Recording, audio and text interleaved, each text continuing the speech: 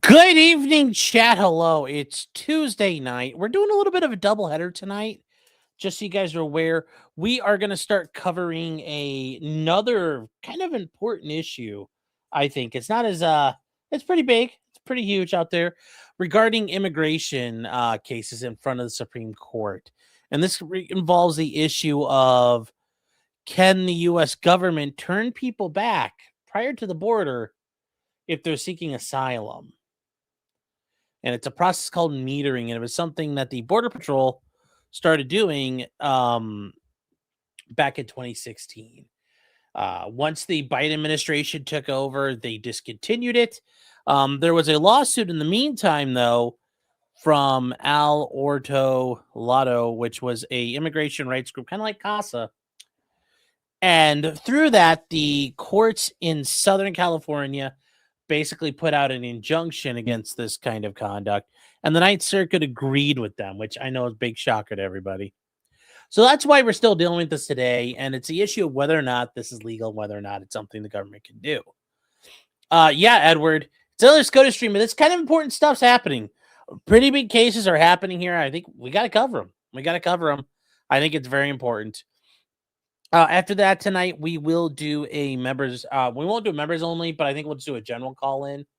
I'll do a call in kind of for anybody, and we'll do that for everybody. I think we'll have some fun tonight. Afterwards, this isn't very long, so we'll get right into it. You're here for the sandwiches, awesome. HXQ says RAPEMAGATS. I mean, if you're raping maggots, you must have a really little dick. The weird self-report, but yeah, I guess. But if you see a maggot on a piece of food and the only thing going through your mind is, rape, I don't know what to tell you. Might need to work on that. Rape. Might need to work on that. Haas and Pfeffer.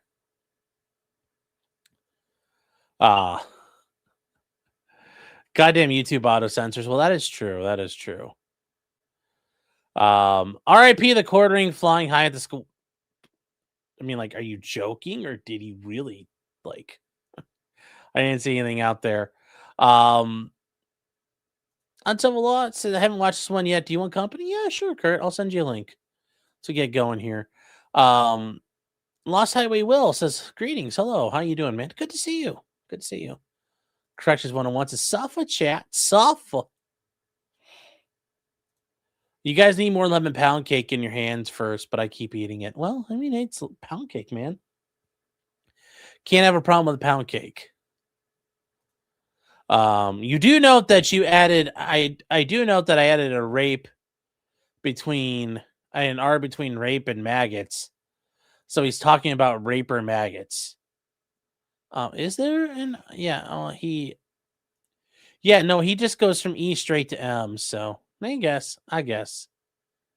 But whatever. Anyways, guys, this is another one, thankfully. Yes, did I see the sheriff up in Michigan who, well, here's what happened, Billy, with that. He didn't have the guy arrested for the meme, but what they did was kind of shitty. They investigated him, figured out who he was, and then they told that where this guy lived, and he lived somewhere across the country. Hey, police in this county, you should go talk to this guy. And when they went up there, they realized they had a warrant and he got arrested. So it wasn't like he got arrested for the meme, but they basically, the cops kind of it's not really dry snitching to the cops, but yes, they basically snitched this guy out to the cops for having a warrant when, for making fun of them. But that's also kind of one of those deals where if you're gonna start fucking with the cops, have a clean, have your crap in order. If you're gonna start fucking with the cops, you better be clean, because if you have a warrant and you start trolling them, if they realize you have a warrant, guess what? They're gonna pop you on it. Yeah, don't play with fire when you got heat. Yes, but I agree with his statement. So some people are too comfortable with the First Amendment. I agree. That's absolute garbage, and he should be held responsible for that. But ultimately, at the end of the day, he didn't break the law. And yes, talking shit while you have warrants is an ill-advised thing. It's not legal advice, chat, but I would just say in general, it just does not seem like a good idea to taunt the cops when they can literally arrest you at the drop of a hat, given your situation. I would never do it. I would never do it. So it's like self-flagging. Yes, it is. So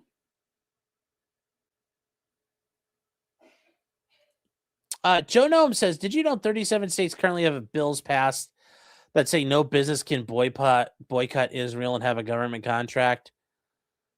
No, I did not know that. And I don't like that. The state government shouldn't care what a corporation does or has international views on. They should just merely worry about, does this person take our money or not? Do they provide a service? You need to do these call-in shows. I have questions. Well, we will do a call-in show tonight. It'll be open to the public. I don't know how that's going to go, but we'll try it. So, all right, here we go, guys. Let's get started. Okay, hold on. Okay, we are... Yep. No, we are also we're going to just speed this up just a hair. We're just going to speed up just a hair, chat. It's not very long. Like I said, it's only an hour and 20 minutes, so we'll get done probably about an hour or so. But here we go. And, oh, I almost sent the wrong link. I sent the link to the YouTube thing. That would have been kind of awkward.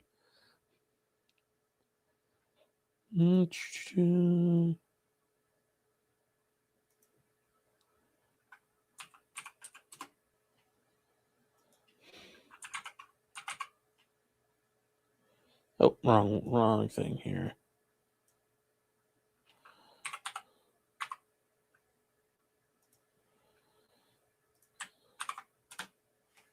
All right, there we go. All right, it's time to go, chat.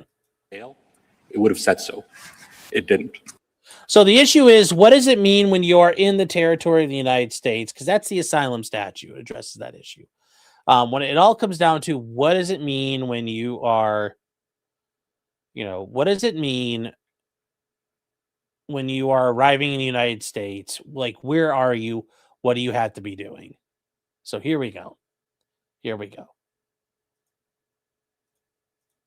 Just 3 years after sale, it would have said so. It didn't. This court should therefore uphold the metering policy and reverse the Ninth Circuit's judgment. Are there treaty obligations that are implicated by either the metering policy or the issues here?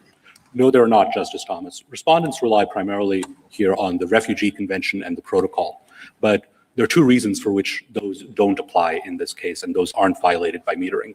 And chat, what they're talking about is there are conventions on refugees, there are treaties on refugees, going through to like the Geneva Conventions, the Hague Conventions. There are also things we mentioned before, the idea of refoulement. If you are a refugee, and let's say, for example, there is a war in, pick wherever, a war in Sudan right now, and you're a refugee from Sudan, I cannot return you to Sudan in the middle of a war. That's called refoulement. Returning refugees when they will face harm and immediate injury is considered a crime against humanity. Refoulement is not allowed. But I could send you to another country. I just can't send you back to where you're from. There are multiple treaties on this. There's another case they talk about, which is Sal, the Commissioner of the Immigration and Nationality Service, versus the Haitian Senators Council. And what happened at this case, it was in 1993.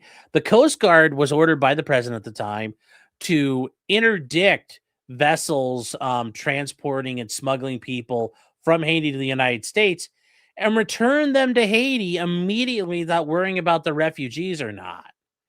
And that's what they said there. And they said neither the immigration and naturalization statutes nor the conventions on the status of refugees limit the president's power to repatriate undocumented aliens. So there's already some precedent that if you catch people early, you could send them back.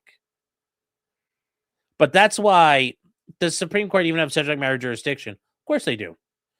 But that's just so you guys understand what they're looking at here. Clarence Thomas is, I think he's hoping the guy says international law. Fuck that. But he's just pointing out that, even if we're following international law, it doesn't matter. And joining us is Uncivil Law. Hey, Kurt, how you doing? I'm doing great. How are you, Sean? I'm doing all right. Did you, so you haven't heard anything of this yet? No, not really. I saw like one clip excerpt, and that's about it. So I'm excited. Okay. All right. Well, let's get to it then. The first is, as this court held in Sale, those provisions simply don't apply extraterritorially. They apply to the return of someone from the United States, not to, in Sale, the return of Haitian refugees who were interdicted in international waters. And secondly, even where that convention does apply, what it prohibits is returning someone to a foreign country.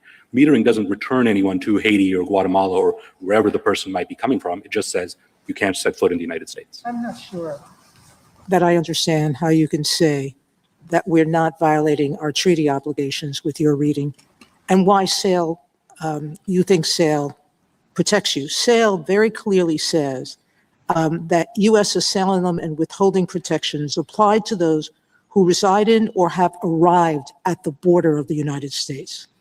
It also explained that refoulement means a defensive act of resistance or exclusion at the border, not merely returning a person to a country. Now, the Refugee Act was passed in response to the MS St. Louis situation, which was a ship in 1939 carrying over 900 Jewish refugees. Oh, no, this is like a Redditor argument of, oh, no's, Holocaust.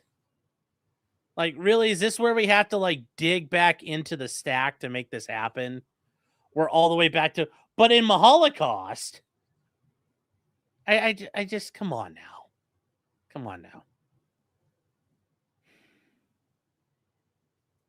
Yeah, I mean, just waiting for some solid legal arguments. Yeah. That landed in Cuba. The refugees weren't permitted to unload themselves. It then came to the coast of Florida, and the U.S. wouldn't let it dock at all and turned it back. And it did the same in Canada. Canada wouldn't let it dock. Mm-hmm. So the Refugee Act was passed to ensure those evil that Canadians, people who arrived at a border and knocked on the door, because that's what you're saying. These are people who come to the line. There's an agent standing at the line that's open to everybody else except refugees, correct? They're letting in workers with permits to come into work. They're letting everybody else in, but they're not permitting the people who come to the line, to the door, and knock on it, who want to claim refugee status. You're saying, we're not going to inspect you. How does that not violate the Refugee Treaty Act or the spirit of the St. Louis UN Convention? To start with the statute doesn't say arrive at the door. No, but it says arriving in the U.S. in various provisions. The inspection provisions says all aliens who are applicants for admission or otherwise seeking admission or readmission or transit to the U.S. shall be inspected by immigration officers. So various provisions of 1125 also speak about aliens arriving. Someone on a plane arriving to land in LaGuardia may not have put their foot on U.S. land, but they've arrived in the United States. They're arriving. They're knocking on the door. Again, the statute that is specifically at issue here says arrives in the So United States. if I believe that... Once again, there's a difference. The plane has made it inside the territorial boundary of the United States. I'm not going to be that persnickety to say, well, until you're actually outside the terminal, you're not actually on our ground.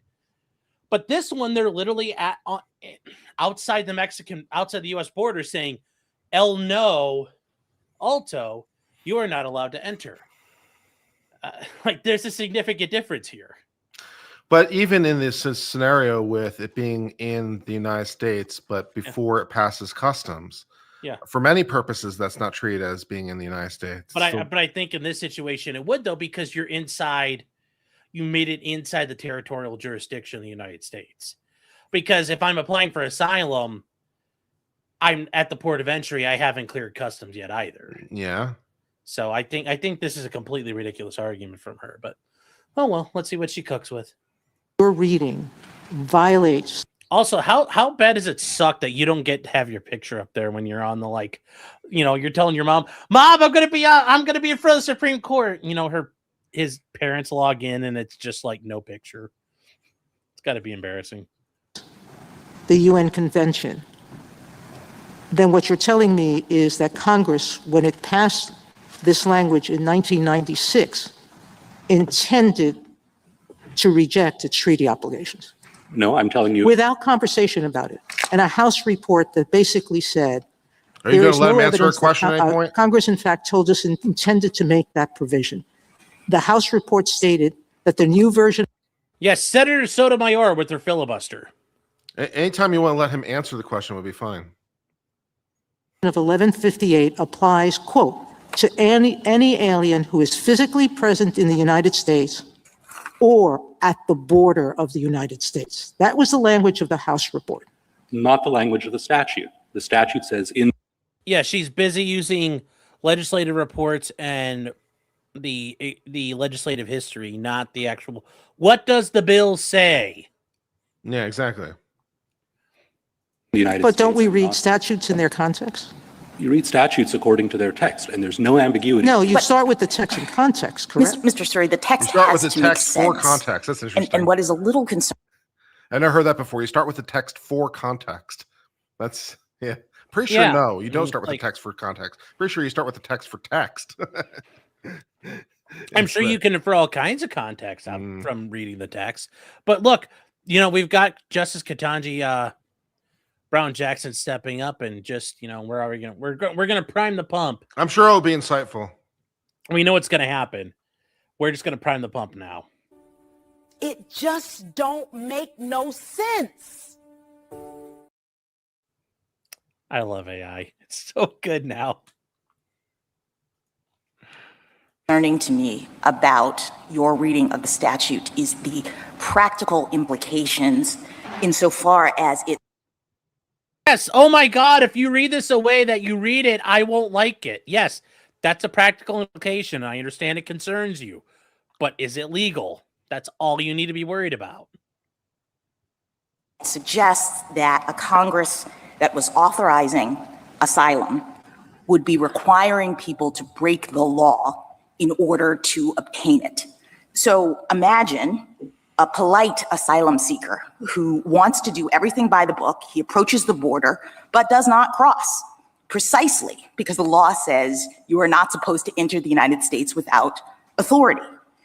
Why on earth would Congress have intended or meant for his asylum request to be discarded, not taken seriously, not entertained, but someone who manages to enter the United States unlawfully when the law says you're not supposed to do it and requests asylum, gets their application entertained? That doesn't seem to me to make any sense. That if we're trying to think about what arriving in means, surely Congress was contemplating that a person would be. Yet, a couple weeks ago, she made an argument that was entirely contradictory to this position. So, very interesting she does that now. Coming to the United States would be doing so with an intent to comply with the law that says you're not supposed to enter, and thereby asking for entry. There are two reasons for which that makes sense.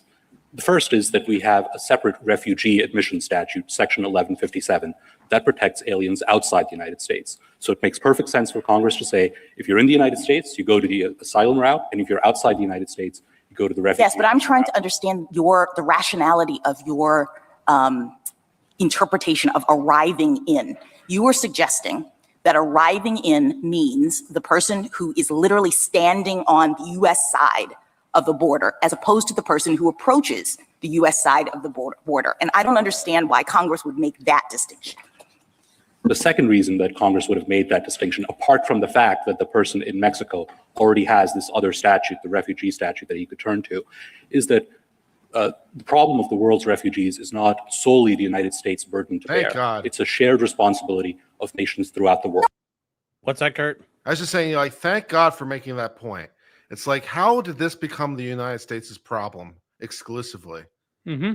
That's a good question. And the weird part is this case started from Haitian refugees showing up at the San Ysidro border checkpoint. Like, how the fuck are they getting here? How is this our problem? Isn't that a little weird how that works out? There's a country right next door. There's a country they landed in to get here. It's called Mexico. Yeah. Why don't they just cross the DR border? Yeah. Well, because they don't let them in. There's a whole, then that's a whole nother discussion of, what do they know that we don't? About the statute at issue, it says arriving in. It first of all distinguishes physically inside, right? And it says arriving in, and it gives those people the ability to ask for asylum. And the way that your reading plays out, a person who is coming to, arriving in, approaching the United States can't make that ask, but they have to somehow violate the law by entering the United States in order to make that ask. If I complete the answer, Congress could reasonably determine that if a refugee is in Mexico, then the Mexican government is primarily responsible for processing his claim. Once the refugee is in the United States, whether legally or illegally, then the United States has greater responsibility toward. I guess I don't understand how that's responsive. Can I just finish? I don't understand how that's responsive to my point, which is the person who is arriving in the United States asking for permission to enter is not necessarily, quote, in Mexico in a way that implicates all the concerns that you're talking about. Yeah. I mean, you're right. You shouldn't get a fucking asylum claim if you come in here illegally. That I agree, Justice Jackson. We agree. And she's going to be like, well, wait, no, I don't know about that. But I agree. If you come in here illegally, no asylum claim. A FLARA is what the answer should be. So that's not what she wants, but that's what she's advocating for. And yes, she is so retarded, and I don't understand it. Don't understand it. Yes, he is physically standing in Mexico, but imagine a person who has a placard on their body as they approach the border that says, I would like entry. I'm being persecuted in Mexico. Your suggestion that the United States would say, unless you can figure out a way to illegally cross, we're not going to entertain that claim, seems very peculiar. It seems to me that the premise of the question is that there is something improper about blocking someone from completing the arrival. The premise of the question is that arriving in has to mean something. And to suggest that it means that you have to actually illegally cross doesn't make sense. There are other penalties that apply to people who illegally cross. It's a crime to illegally cross into the United States. And the fact that someone has illegally crossed into the United States can be taken into account when the person is making the asylum application. Precisely. I'm sorry, please. Counsel, the statutory language, is it arriving in or is it arrives in? It arrives in. Okay, thank you. Mr. Suri, if Justice Kagan? I don't think you had much of a chance to answer the part of Justice Sotomayor's question, which I am interested in, about the treaty obligations, and particularly how the treaty obligations should or should not be interpreted in light of the St. Louis incident that gave rise to the treaty. The treaty was a compromise between the interest in protecting refugees and the interest in protecting national sovereignty. And the compromise that was reached was, we're not going to require nations to admit anyone into the country, but we're going to forbid sending people back to other countries once they have already entered that country. And here, the treaty doesn't apply for two reasons. One, the individuals at issue haven't entered the United States. And two, they're not being sent back to any foreign country. They're just being denied admission to the United States. I would also note that even on any interpretation of the statute, the St. Louis situation wouldn't be covered, because there's a parenthetical in the statute that talks about people interdicted in United States or international waters, and they're covered by the statute only if they're brought to the United States. So in the St. Louis example, those individuals were not brought to the United States, and therefore they'd be outside the scope of the statute, I think, even on respondents' reading. I think Justice Jackson's question got at the fact that your interpretation privileges someone who illegally enters over someone who legally comes close to the border. And why would Congress privilege someone who illegally enters the United States? Can you answer that directly? I think it's a bit unfair to say that we're privileging people who illegally enter, because people who legally enter are being treated better than people who illegally enter. I got that distinction. The distinction is between the illegal entrant and the person who lawfully gets very close and wants to follow the rules. That person is disadvantaged as compared on asylum as compared to the person who illegally enters. And the question, as I understood it, is why would Congress do that? So what's the answer? Two answers to that. The first is we would deny that the person is being privileged, because metering is not saying to the person, the polite asylum seeker, in Justice Jackson's words, you can never enter the United States and your only option is to enter illegally. It's saying our port is at capacity today, try again some other day, and that time when that person comes in, that person could come in legally. The second answer is that Congress could reasonably determine that the United States has greater responsibilities to aliens in the United States than to aliens in Mexico. That's how sovereignty is divided among nations in the world. And whether you got here legally or illegally, Congress could say we have greater responsibilities once you're within our borders. More generally, or separately, I guess. I mean, it's a good argument. You know, come back tomorrow. It's the Happy Gilmore argument. Better luck next year. It's like, you just can't do it today. Just can't do it today. What is the problem? What was the problem that was trying to be solved here when this policy was put in place? The policy was put in place in 2016 when ports, which might have a capacity of something like 50 or 100 people. And remember, chat, who was president in 2016? Not Trump. That evil racist Barack Obama. Holding capacity of 50 to 100 people, were facing lines of aliens far larger than that. And those individuals were demanding entry at that particular time, and ports were overwhelmed. Sometimes they didn't have enough food to feed the people arriving in the United States. Sometimes they didn't have beds in which they could sleep. They didn't have places where they could hold them. So it was necessary for the ports to say, sorry, we're at capacity, try again some other time. And I think respondents' position is that that is categorically illegal in any circumstances, because it always violates the asylum statute and the inspection statute to say we're full right now. That's not quite what they're saying. It's certainly not what the circuit court said. What the circuit court said was, we have a law that permits the United States to have people reside in Mexico or stay in Mexico while the application is being considered. So there is already that remedy for the government, correct? There is a contiguous territory return provision, but Exactly. And what the circuit said is, it's okay for you to say, stay somewhere else while we process this. What you can't do is do what the statute doesn't permit you to do, which is not to inspect me at all. The circuit said you can make a list of people and have a rational basis to tell them to come back in a particular time. But instead what you were doing was saying, you alien, we're not going to even consider your application. We're not going to take your number. We're not going to do anything. We're just going to turn you back. We're going to be the ship on the MS Lewis and ship you back to be killed wherever you end up. And that's what the statute doesn't permit. Now, you mentioned— Can I answer that? Yes.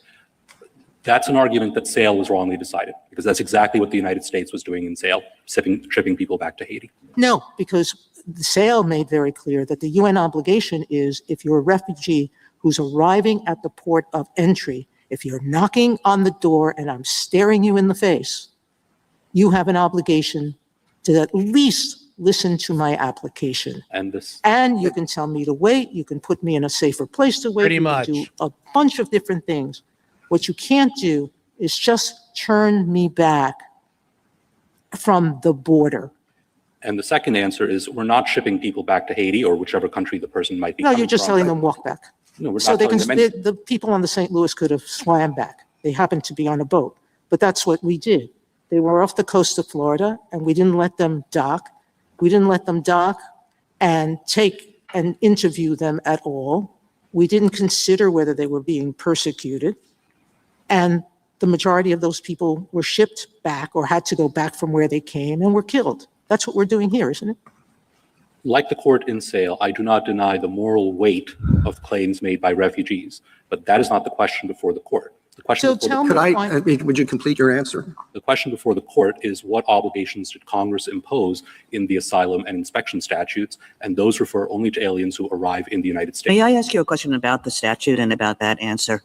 I totally get that if you just look at the language who arrives in the United States, it sort of suggests, well, you have to be in the United States. So totally get that. It does seem to me that this statute, you don't have to be a superfluity hawk to think that this statute has a massive superfluity argument, problem.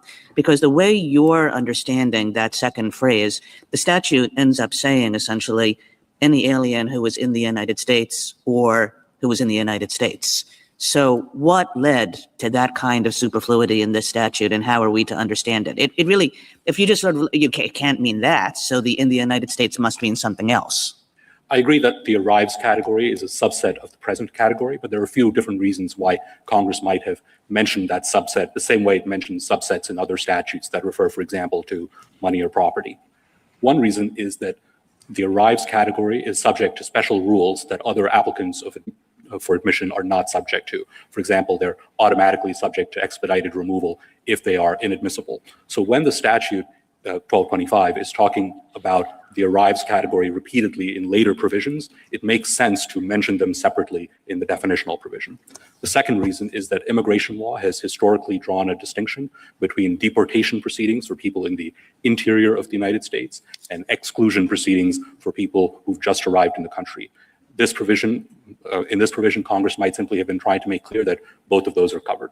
The third reason is that under the entry fiction, this court had previously interpreted terms that are close synonyms for present in the United States, like found in or within the United States, to exclude recent arrivals. And Congress might have wanted to make clear that it's covering recent arrivals as well. So for all those reasons, the arrives category serves important clarifying function.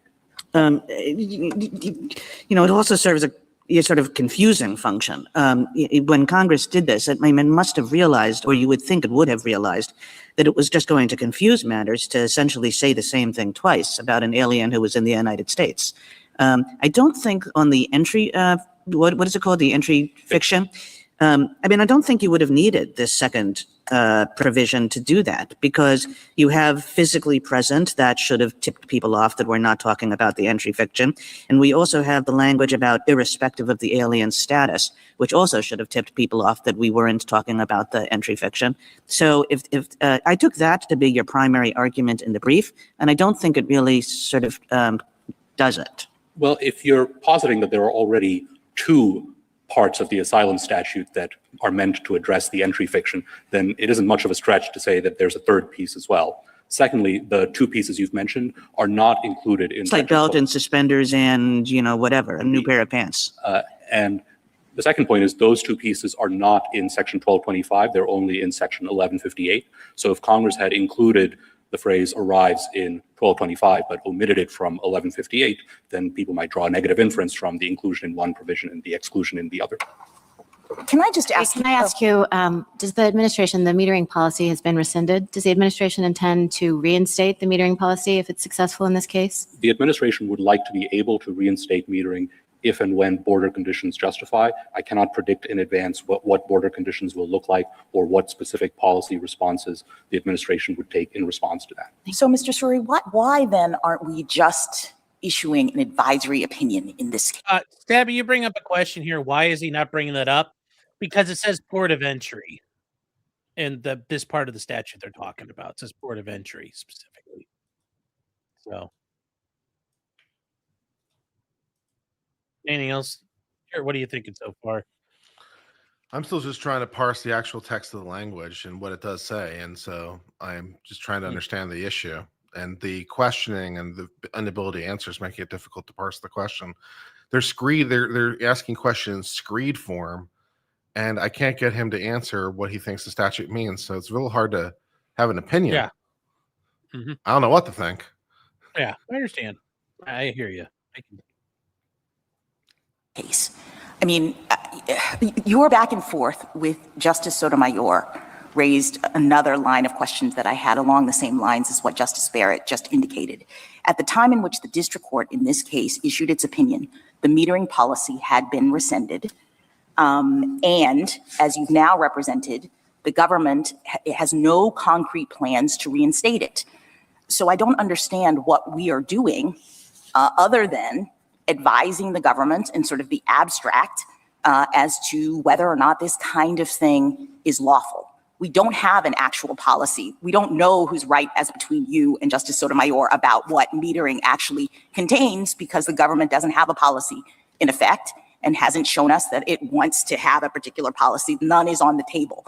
So how do we even have jurisdiction, really, to be addressing this? Not a bad question. The question of mootness turns on whether the court can grant any effectual relief whatsoever to the prevailing party. And ultimately, the issue is, guys, and I don't know if he's going to address this, there's still basically a class action nationwide injunction on metering at this point, still in effect from the district court. So even if the DHS wanted to do it right now, they wouldn't be allowed to do it. So it's not moot at this point. It's still actually out there. There are still rulings prohibiting them from doing it. You can grant us effectual relief, and the case isn't moot, because there are 3 types of prospective orders that the district court issued that are still in place against us. The most Okay, so he's going right to that. Yes, this was still an effective thing as of right now. important of which is a class-wide declaration saying we can never engage in metering at the southern border. If you agree with us, you would lift that declaration, and we'd be able to resume metering. Therefore, the But case you don't have a plan to resume it. I mean, are you suggesting that? I'm a little worried about the judiciability in the following sense. At the time the case was initially brought, there was a policy in place. The government was engaging in metering, and obviously we had a live controversy about it. But before the district court issued its opinion, that policy was rescinded. There was no more metering, and yet I think in the record it demonstrates that the parties just sort of said to the district court, well, it would be helpful if you would go ahead and enter your ruling. That's ordinarily not the case, that you don't just have the district court opining on policies that are no longer in effect. So I appreciate that the district court did, and so you would like to get rid of the order, but why wouldn't the right remedy be to just vacate the order rather than having us speak to the merits of it in this way? If you'd like to look at the issue through the lens of voluntary cessation, you get to the same result. Yes, we voluntarily ceased metering at one point. There are no findings about voluntary. The district court did not make findings about voluntary cessation, so I don't know how we could go there. But the test under voluntary cessation is he's using it as an absolutely example clear that the conduct can't reasonably be expected to recur. And that can't possibly be satisfied here, because we're telling you we want to do this policy again if border conditions justify it. Thank you, counsel. Justice Thomas? No, it's a valid point. Like, there are different theories where this isn't a problem. And he's like, unlike that, which is like, but that didn't happen. He's like, I know, sweetheart. He's like, I'm trying to tell you, we want to do this again. We want to have the right to do this again. Well, he was more vague about it. It wasn't like, yes, we'd like to turn on the spigot. It's like, maybe someday, well, no, he said that. Like, we'd like to have this ability blah, to blah, blah. Yeah, so it's a little bit more tenuous. Well, no, he's like, we want to be able to do it if we like, if it's necessary, we deem it necessary, we want to do it, which means they will determine it's necessary at some point. I didn't parse it that way. Oh, But I maybe think, it's just me. oh, okay. Justice Alito? During the period when metering was suspended, what would happen in the hypothetical situation, or not so hypothetical situation you were talking about, where a port was capable of handling, let's say, 50 aliens, and instead 300 wanted to enter? What was done? What was done during the previous administration differed from what was done during the Obama administration. During the previous administration, the aliens were generally paroled into the United States, and the current administration has serious concerns. They were paroled in the United States and never showed up. So Yeah, that's a problem. yeah. Concerns about that approach as a policy matter, because that means that individuals who may not necessarily be entitled to asylum are allowed to enter the United States without showing that they have a valid claim, and it may be years before the person can be found and deported if that is appropriate. Do you happen to know how many people were paroled? Lots. I don't have an exact number on that, but it would not surprise me if it was in the millions. Lots. Justice Sotomayor? Counsel, the Office of the Inspector General Millions. issued a report that said that some of the metering that was done was not done because of lack of space. It reported on the fact that there were empty beds in at least 2 ports, okay? So Justice Alito assumes the moment in which there were not enough space, but there is a claim that at least one president was using this as a subterfuge for ignoring any inspection whatsoever. Do you have a response to that? Yes, I have two. The first is that we dispute those facts, and this is at the summary judgment stage, so you can't resolve those disputes in respondents. But we do have an Office of the Inspector General report that says that, correct? True.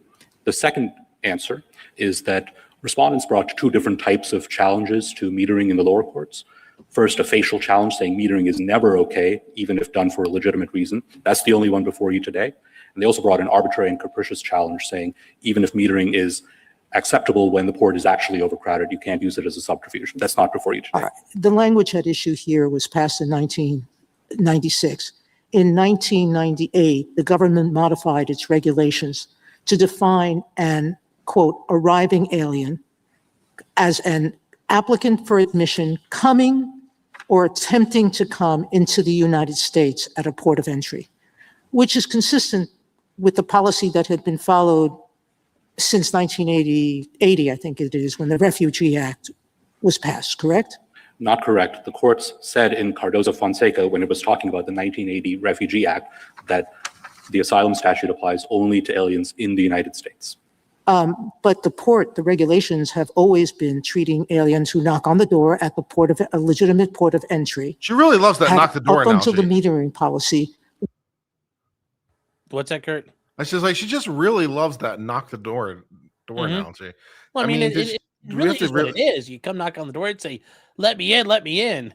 I appreciate it, but she keeps mentioning it. It's just a little tiresome. Yeah, but if you got something good, you keep hammering it. Knock on someone else's door. Yeah. No room here.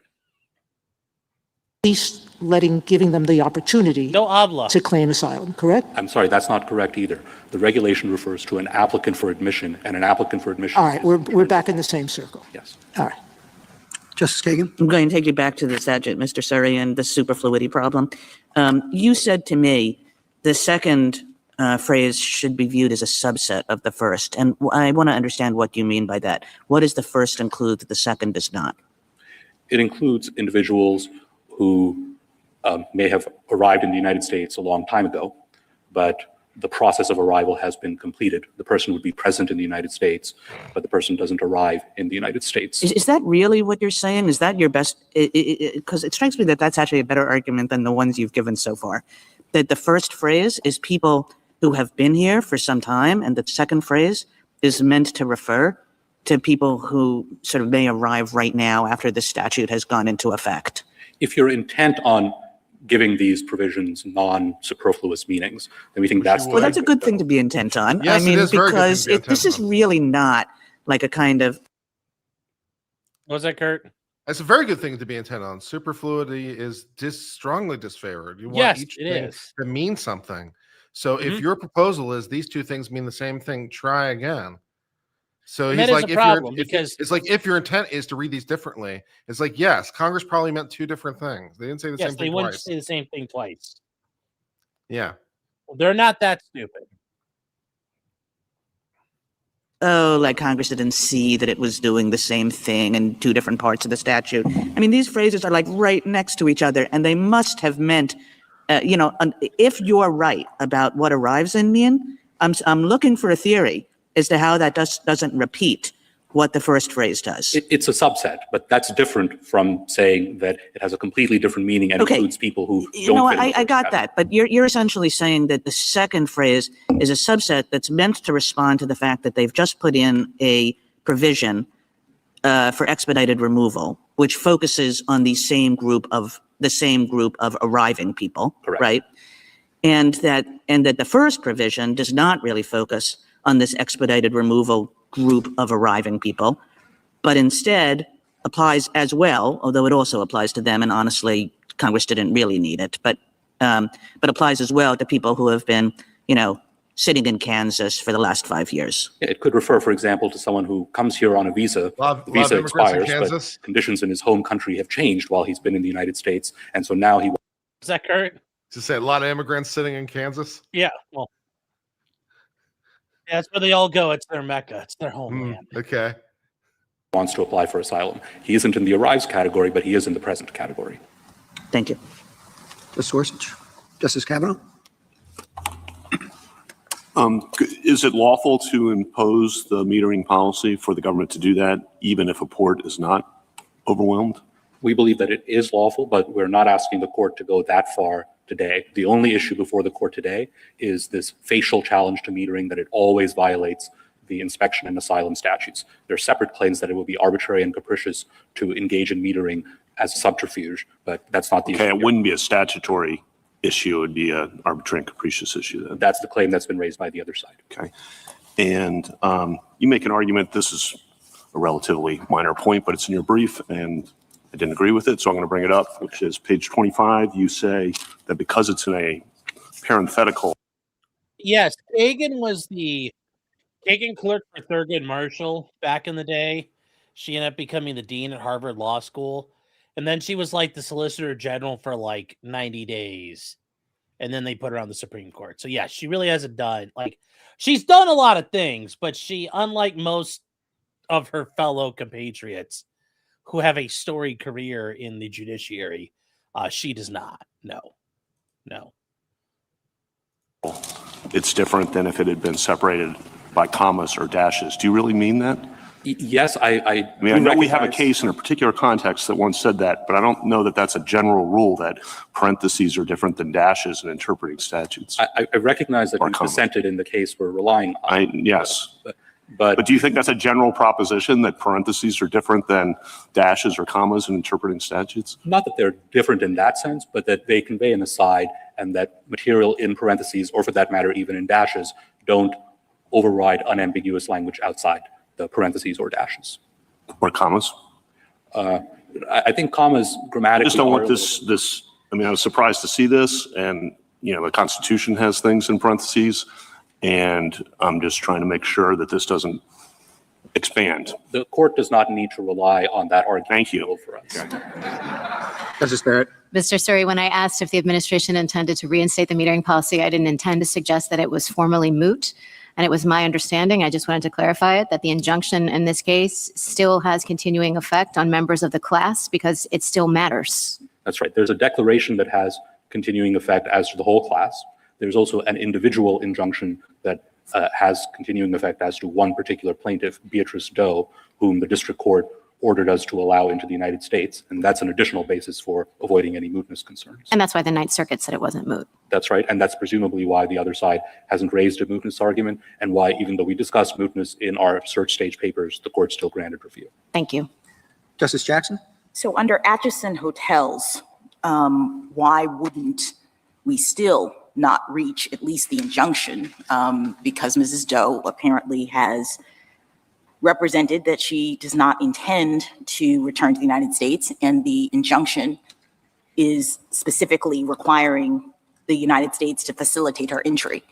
In the Atchison case, the plaintiff dismissed that plaintiff's claim and told the court that the plaintiff was abandoning her claim entirely and acquiesced in vacatur. There's nothing she like she would have to do more, you're saying, than to say, I'm not coming back to the United States. I think it's far too late to do any of that now, because we also have the class-wide declaration that independently keeps this case live. Right. Let me talk about the class-wide declaration.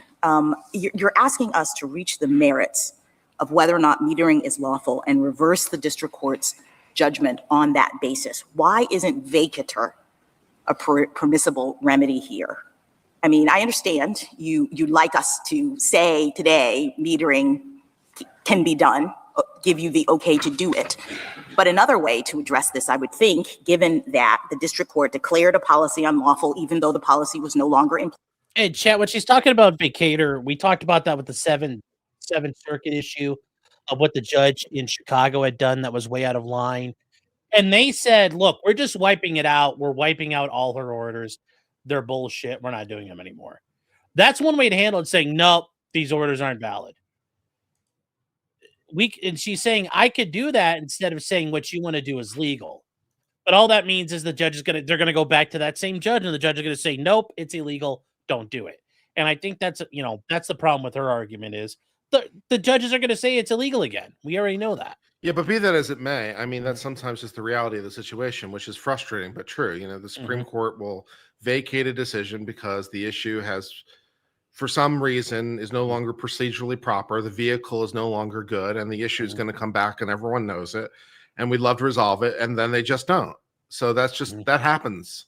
Yes. It's annoying, but it happens a fair amount. Place. And the government today is saying it has no concrete plans to reinstate it. And the district court issued this order without making any findings about whether or not a live case or controversy existed.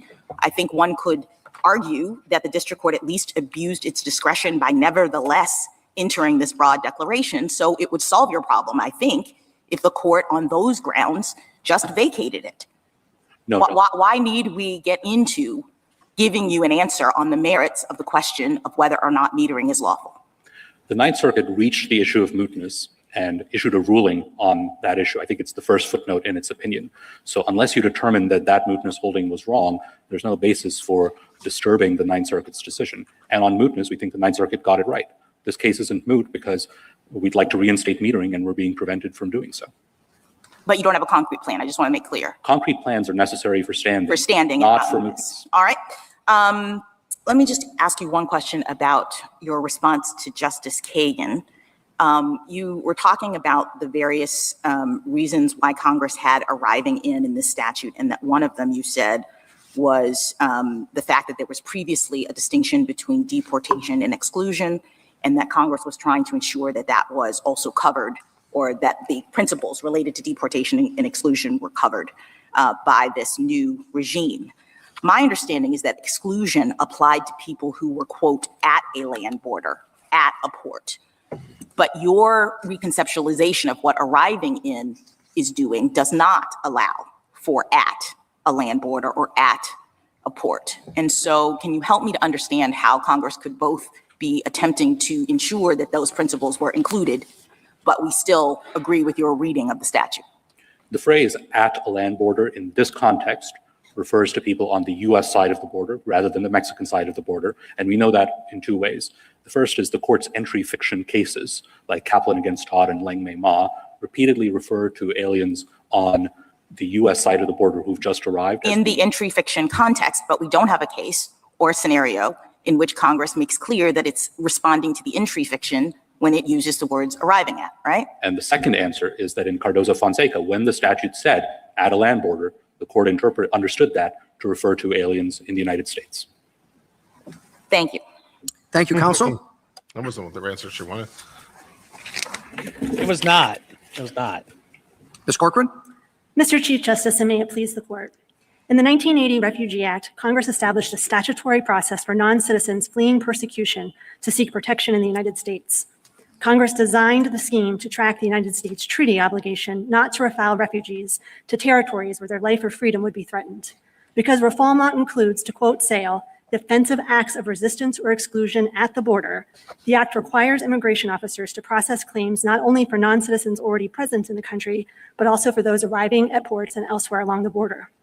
For decades, port officers followed the statutory procedures designated by Congress for inspecting and processing arriving asylum seekers. It was not until 2016 that the government asserted for the first time that it can wholly avoid these mandatory duties simply by blocking asylum seekers just as they are about to step over the port threshold. Petitioner's theory of the statutory text isolates the word in at the expense of making the rest of the statute nonsensical. By petitioner's account, the phrase arrives in the United States has no meaning not already covered by present in the United States. Arrives means already arrived, and amendments that Congress intended to encourage non-citizens to lawfully seek admission, in fact, did the opposite, permitting border officers to effectively eliminate access to asylum at ports. Petitioner's position is also at odds with the original public meaning of the provisions reflected in the government's longstanding inspection practices at the time of IIRA's enactment and in the government's own regulations, which have recognized for nearly 30 years that the Act's inspection and processing duties apply to non-citizens, quote, coming or attempting to come into the United States at a port of entry. As this court observed in Thorasagam, Congress carefully crafted our asylum system to ensure that the United States lives up to its ideals and its treaty obligations towards non-citizens fleeing persecution. The turn-back policy flouted both, and the Ninth Circuit was correct to deem it the withholding of the government's statutory mandates. I welcome the court's questions. How would you distinguish this case from Sale? Yeah, this case is distinguishable from Sale in a number of ways. One, Sale involved the withholding provision alone. It didn't involve the statutory mandates that are at issue here in 1225, the inspection and processing mandates. So here we have a 7061 claim about whether the government has withheld compliance with those mandates. Sale is also different from an extraterritoriality and a treaty perspective because it involved interdiction on the high seas, which, as Sale explained, is outside of the jurisdiction of the United States. So it raises a host of questions that aren't raised here.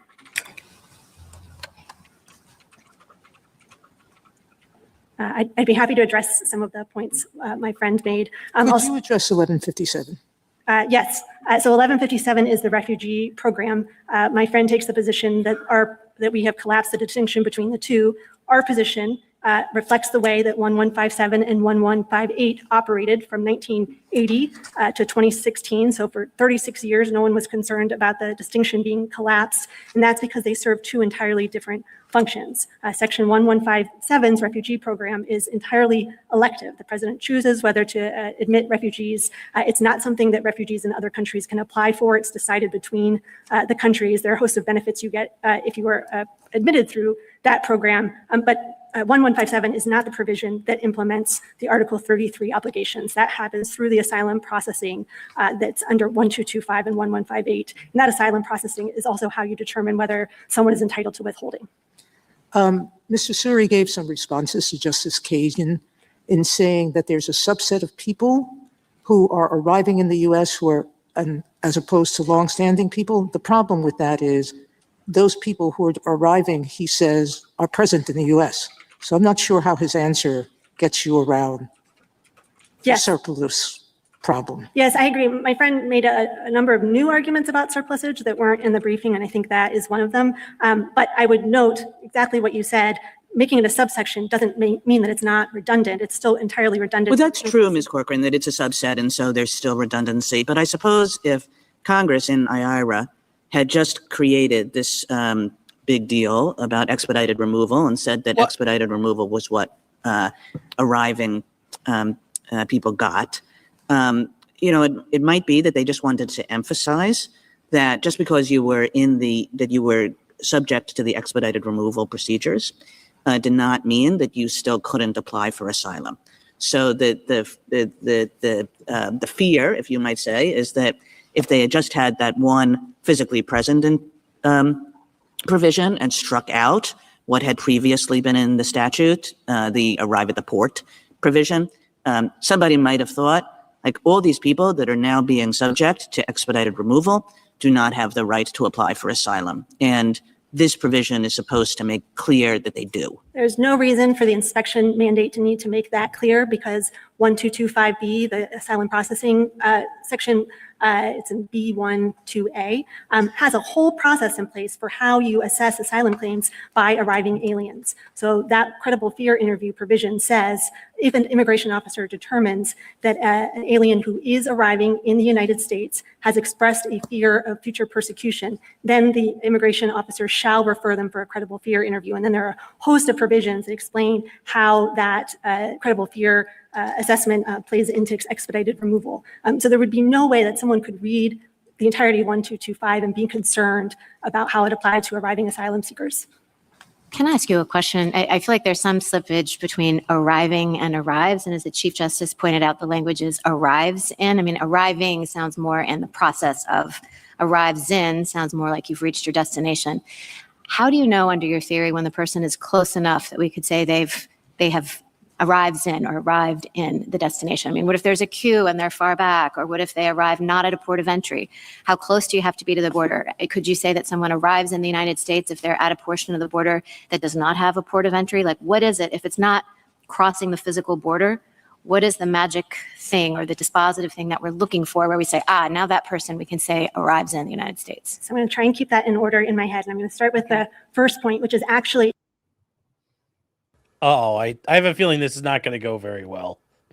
It's the arrives in is the tense that triggers the inspection under 12258, but is arriving in is the language that triggers the credible fear interview. So that's the provision under 12225B that mandates asylum processing within the context of expedited removal. As the government acknowledges, and I think Your Honor just said, is arriving in does suggest a process. And in fact, that's exactly that determination is what's happening under the turn back practices. So they have immigration officers standing at the border asking arriving non-citizens, what's the basis for your admission? They get right up to the borderline. And if they say, I'm here seeking asylum, then the border officer turns them away when in fact, 1225B says that if the immigration officer determines that the person is seeking asylum, he shall refer that person to a credible fear interview. So that argument stands separate from the inspection mandate. And what used to happen is that you'd have inspection and that's how you'd find out someone had a fear and then that would trigger the credible fear interview. But both of those provisions are at play here. Okay, can you answer the question about what is the dispositive thing that has to happen to say that someone arrives in? Yes, so a person arrives in the United States at a port of entry when they are at the threshold of the port's entrance about to step over. So they are arriving there. I think that's consistent with ordinary meaning. I arrive at my house or I arrive in my yard when I'm going through the gate. Now that process of arriving is interrupted by the border officer physically blocking them from completing the arrival such that the person never arrived. But the process of arriving is beginning at that moment. And is that just for the person? I mean, if there's a line, you know, and you're far back and you hear, oh, no, we can't cross the border today. Have they arrived in and been turned away, or is it only the person initially told? And how could it be something different if you arrive at a port of entry versus if you cross the border or you arrive on the other side of the border, the Mexican side of the border, but say cross into Texas or try to cross into Texas where there's not a port of entry? And so to start with the hypothetical where you have a line growing, I think that our position is not that arrives in the United States is doing no work at all. The question is what arrives in the United States at a port of entry means. And I think that means you have to be at the threshold. If I'm in a line waiting to get into my house for some reason, into my yard, and I'm half a block back, I haven't actually started the process of arriving in because I'm in a line waiting to get there. So I think, you know, if the word was being passed down a line that's going over the bridge and people are turning away without actually getting to the threshold, they wouldn't fall under the statutory inspection mandate or processing mandate. The second question I think has to do with how arrival looks between ports. As a practical matter, the borderline isn't generally delineated in a way between ports that would allow for this kind of discernment about have you reached the threshold. Doesn't the statute say whether or not at a port of entry? Yes. So I was going to get to that part next. So we take out at the port of entry when we're talking between ports. And the question is, what does it mean to arrive in the United States? I think you would have to be at a place where you could, in fact, cross. So if you got up to, let's assume it's a place on the border where there is an actual line, identifiable line, I would say the same analysis applies, right? Have you made it to the threshold and you're about to step over? So anybody at the water's edge of the Rio Grande on the Mexican side has arrived in? No, the border is halfway through the water. All right, so they've got one step short of halfway through. They've arrived, but somebody who's on the water's edge has not arrived. Yeah, I think that's right. So you're looking at being at the threshold of when you're going to cross. So somebody who's at the fence has arrived in, but somebody a step away from the fence has not arrived in? Well, so the fence, so we're talking about the border wall. Yeah. That is, the border wall is entirely on the interior. So in fact, anyone who gets to the border wall is also physically present. So anybody who's arrived at the fence is in? Yes, but that's just a matter of geography that they're already present. To take the hypothetical though, what if there was a border wall exactly on the borderline? There, the analogy that I think of is a stadium. So I'm arriving at a stadium when I'm at the entrance going through the turnstile. Okay. I probably wouldn't describe myself as arriving in the stadium if I'm still on the perimeter making my way to a place where I can enter. So I don't think So someone who's out of top of the wall, they're in, but if they're at the bottom of the wall, they're out. Oh, so now they've climbed. Yeah. No, I'm just trying to understand what it means. Yeah, so I suppose We're going to get these. you're the one saying we're going to get it. as soon as we decide what it means, we're going to get cases. Well, so as a practical matter, that's not going to be a concern because the wall is in fact within the perimeter. A hypothetical wall that was on the line and a person had kind of gotten to the top and was about to fall. Then let's say Congress changes it, sweetheart. Congress changed the law. But it's at a port of entry, right? So I think that if it's arriving in the United States at a port of entry, then it's not just any arbitrarily point along the border. It's at a port of entry. How do I describe that? Am I in line at the port of entry? Do I make it into the turnstiles at the port of entry? Have I entered the building at the port of entry? What does port of entry mean? I think it would be within the borders of the port of entry would work for my mind. But what is that? If I stop you before it, is that, where is the line? Where do you draw the line? Well, the physical facility would be within a be like, where's my house? It ends at the borders of the property line. Yeah, I know, but you also have curtilage. You have different, you have different property. You have different regions of property too. So, well, yeah, I understand that. I'm But just if you saying, said like, I want to arrive, if you said arrive in my house at the front driveway. no, I mean, but you told me, if you tell me you're at my, if you call me and say, hey, Sean, I'm at your house, that could be you're on the street. That would be at my house, in my yard's at my house, and my steps are at my house, at my front doors at my house. yeah. Walking through my front doors at my house. I think, but for the purposes, whatever. but for the purposes of the legal analysis, I'm quite happy to say at the property line. So your house has a property line, and that's defined, and we call it there. That works for me. Yes. I mean, hiding under the porch, on the roof. Yes, it's all of my house. Over, I guess, Yeah, potentially the end. arriving. How come somebody who's in the line isn't in? I mean, if the whole point is to make sure that people who are attempting to get into the country have the opportunity to file asylum claims, and they've made it all the way, why does it matter he's second in line? I think that's just a function of arriving in. So the whole debate boils down to the one person who's at the port, the one person who's at the front of the line. Yeah, and I think that's because I think it's important. So the rest of the case, you agree with the government on? No, everybody else in the line, everybody else who's being metered doesn't have an asylum claim, just the person who's. They have an asylum claim. They have to get up to the border to present it. Now, I think maybe the question is if the government was stopping people from getting physically to the line, because if you're waiting in line and you just decide to abandon waiting and you don't actually make it to the threshold. No. These people want to make these claims. They're there. Right. And they're so being metered and they're told, no, not today. And you're saying the person who's made it up to the inspection officer gets to make that claim, and everybody else who's been waiting there maybe for hours or days doesn't. Well, they just then, once they get up there, can make the claim. But they That's have to when get up there, but there's no reason to think they wouldn't be able to do that. And I think it's important to remember that from 1917 to 2016, 99 years, there was not a single example of a turnback. So what was happening is people would come through the port. At that point, when they were in the port, they would be inspected and processing would happen. So it's an unusual scenario we have here where we have the officer standing there and turning people back. And now we have these expedited removal processes.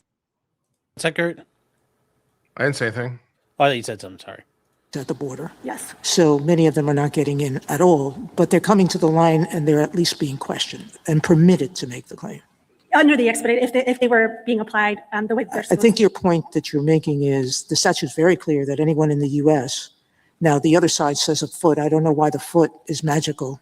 I could put my hand through, or my nose through. I don't know. Why does a foot count as opposed to a piece of your body count?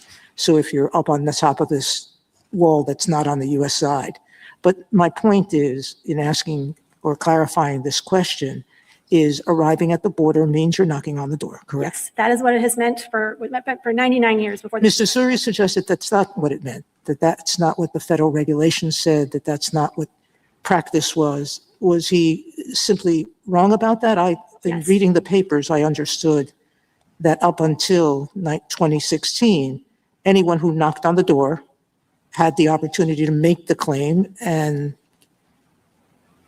they weren't guaranteed success, but they could make the claim. That's right. So the government purports to cite a few earlier cases, which it says support its position. That's Lang Mei Ma, Hong Kwai Chu, Meze, the Ellis Island case. All of the cases that the government is citing, its sites are playing fast and loose with entry. So each one of those non-citizens was present in the United States, arrives in the United States, at which point they were subject to exclusion proceedings. That's the statutory process that you got if you arrived and then you weren't actually admitted or physically present in the country. That is all that we're just looking for, the statutory process to be applied to our class members, or we were when this policy was in effect. I just want to make sure I understand exactly. There's a line of 50 people trying to get in. The first one knocks on the door. So maybe he or she is processed. I don't know how many people are there processing, but if there's one person there, maybe person 3 to 50, they don't have a claim, right? Yes. No, wait. Yes or no? Do they have a claim or not? They are going to have it's going to depend on whether it's a reasonable delay. Well, what do you think a reasonable delay is? Well, so that's under 706.1. I think Justice Sotomayor made the point earlier that the Ninth Circuit made a determination that this was complete withholding because there was no ability to wait. There was no ability to put your name on any sort of meaningful list that would ensure that So if you're you, going to. so it's not knocking on the door, it's getting your name on it. So it's a turnstile if you're at a land port and there's a plaque halfway across the bridge.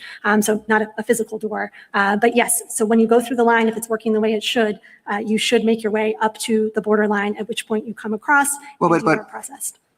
Maybe I just don't understand. I mean, it depends kind of on how long the line is, right? Yes, Yeah.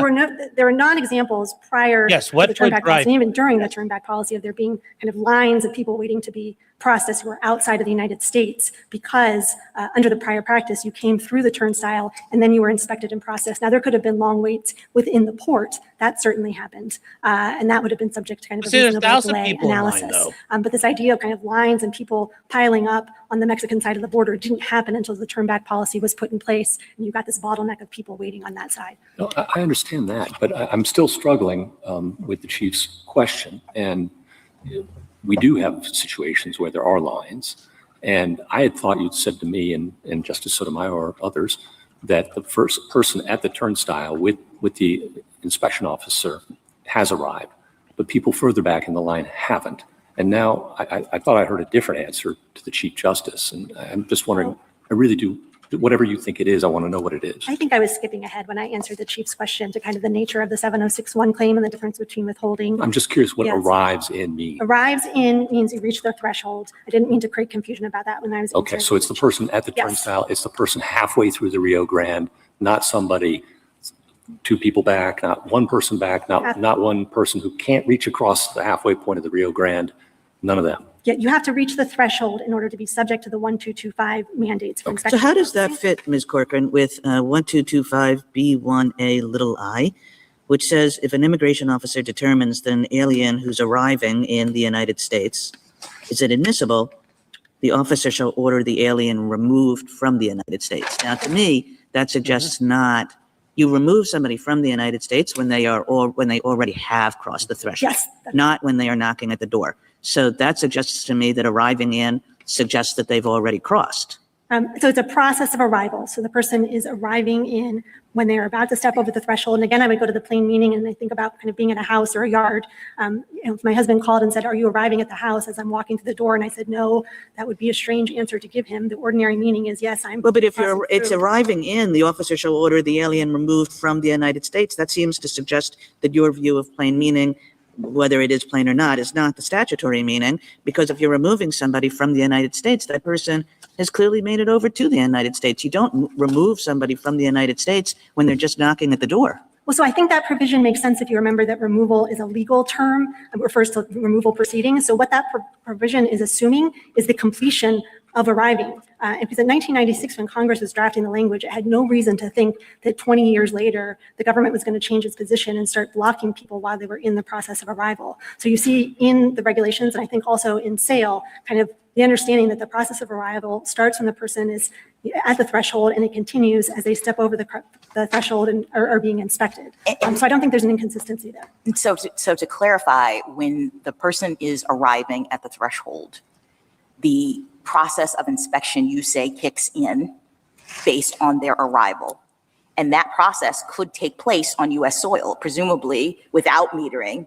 The inspectors are on the U.S. side, and so they're asking and they're investigating, and the person is in the U.S. at that point. True. But the obligation to do that kind of inspection, I think you're saying, kicks in based on the person's arrival. Yes, that's exactly right. And it makes sense when you remember that that is how it had worked from 1917 to 1996 when Congress was amending the proviins in IRS. Can you It speak a will be little? interesting. It will be interesting to read the actual transcript of the oral argument, because I believe that both you and Justice Sotomayor and Justice Jackson on several occasions have used the phrase arriving at.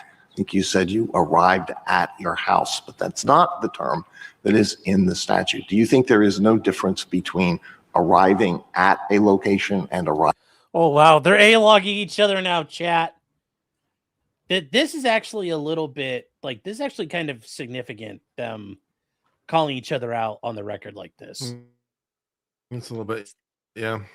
Just a little bit. We got some A-logging on here from Machine Gun Sammy.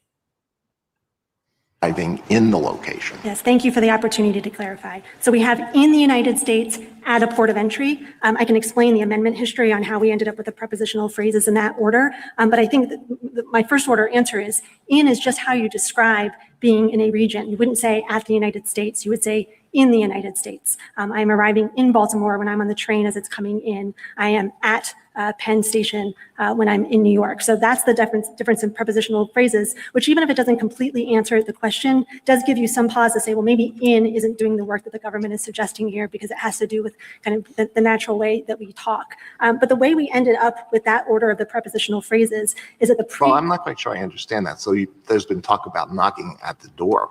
Do you think someone who comes to the front door of a house and knocks at the door has arrived in the house? The person may have arrived at the house. No, but that's past tense. Are they arriving in the house? Does a person arrive in the house when the person is not in the house and is knocking at the door, asking to be admitted to the house? Yes, I think here the door is open. The officer is standing on the other side of the threshold. The person gets there and is ready to take the step over, right? The officers and the asylum seekers here were toe to toe. This was happening right at the line, and they're about to step over. They arrive in present tense. Once they're inside, they've arrived past tense, but we know that Congress used the present tense here. Well, it does make, I gather you think it makes a difference. Whether there's a door or a turnstile, you have to be there. If you're at the end of a long line, you're not there. You haven't arrived at the turnstile. Yes. Okay, so then it doesn't matter how many people are processing the arrivals? I mean, how quickly the line's going to move. I mean, it strikes me as a very significant factual question. In other words, it's not, if you're at the end of the line, you're not covered by the requirement to process. Is that right? Yes. So once you get to you have to arrive, and that's just the nature of the language that Congress used. However, if the government was complying with the inspection and processing mandate, people would be going right through the turnstile. There is no stopping or processing that happens at the turnstile under the prior practice. A person goes through, and at that point, so you don't even have to knock. No, there was no knocking. You went through. There's no immigration officer who was stopping you. You're going straight through the open door. You are now in the inspection area. You're in the port. And at that point, there would be perhaps a delay of processing for the reason you say. That delay would be subject to 7061, unreasonable delay. Here we had a complete withholding. No. But I think maybe where we're getting stuck is kind of the idea that processing is happening at the border. That only happens under the turnback policy. That's the only situation in which you're going to have immigration officers interacting with asylum seekers on the other side of the border. So historically, if you were at the end of the line, you still went through. There was no line. People just Right, there was no line. Yes, this only became an issue, is what you're saying. And so the arrives in wouldn't. There was never a line because there weren't millions of people doing this. We're in different times now. There are lines because there are literally millions of people trying this crap. Have had the significance in 1996 is what you're based on the historical practice. And now we're trying to figure out what it means when there's a new practice not envisioned by Congress. Yes, that's right. And if I could go back to something you said earlier, which is the logical problem the government has with treating this kind of the change in language as if it suddenly substantially narrowed access to asylum at the ports. Not only is that illogical, but it defies the express purpose that the text was seeking to achieve, to quote Justice Scalia. We know that the reason that Congress amended 1225A1 was to expand the category of applicants to include people who were already present in the United States and people who entered between ports because it needed to put them on equal footing. So to read that language as then disadvantaging people who attempt to enter lawfully makes no sense at all. Can I ask you, this is a new practice. Justice Kavanaugh just said a new practice not envisioned by Congress. The Chief Justice says we have a significant factual question here about how this actually works. Why wouldn't we wait until we had an actual policy with real facts in the record regarding what's going on? I mean, even if this is not technically non-justiciable, even if there is jurisdiction in the literal sense, we do have some control over whether or not we reach and discuss issues. And it just seems to me that we have a lot of hypotheticals regarding how this policy may have worked in the past, how it's possibly going to work in the future, but we don't have a policy in effect right now that we can actually rule upon. So how should we take that into account as we think about this? Yes, thank you, Your Honor. So as we explained in pages 15, I think 21 of our brief in opposition, this case has virtually no ongoing significance, certainly not for the plaintiffs. Now, the government has sought this court's review because it wants to preserve its degrees of freedom in the future. Right now, the border is closed under other authorities, but maybe that's not true in the future and conditions change. That is not a reason for this court to grant plenary review. The government suggested— if the government were to just bring its own action, I think Mr. Suri has conceded that they wouldn't have standing because they don't have an actual plan in place that they're trying to implement. Yeah. What they're doing is saying we have this, essentially extant district court order out there. And at some point in the future, we might want to have a policy like this. So Supreme Court, tell us now whether or not that's going to be unlawful. Yes, that's what they're seeking. That doesn't, in order, as the court said in Camreta v. Green, both parties have to have a live interest in the case in order for the court to proceed. And that explanation doesn't go to how plaintiffs continue to have an interest in a declaratory judgment against a policy that was rescinded 5 years ago. And so I think it's odd to raise the voluntary cessation exception here, where it's the defendants who want to continue to do the policy. Usually voluntary cessation is the defendant wanting to avoid the court's orders. And they remove the policy so that the court doesn't order.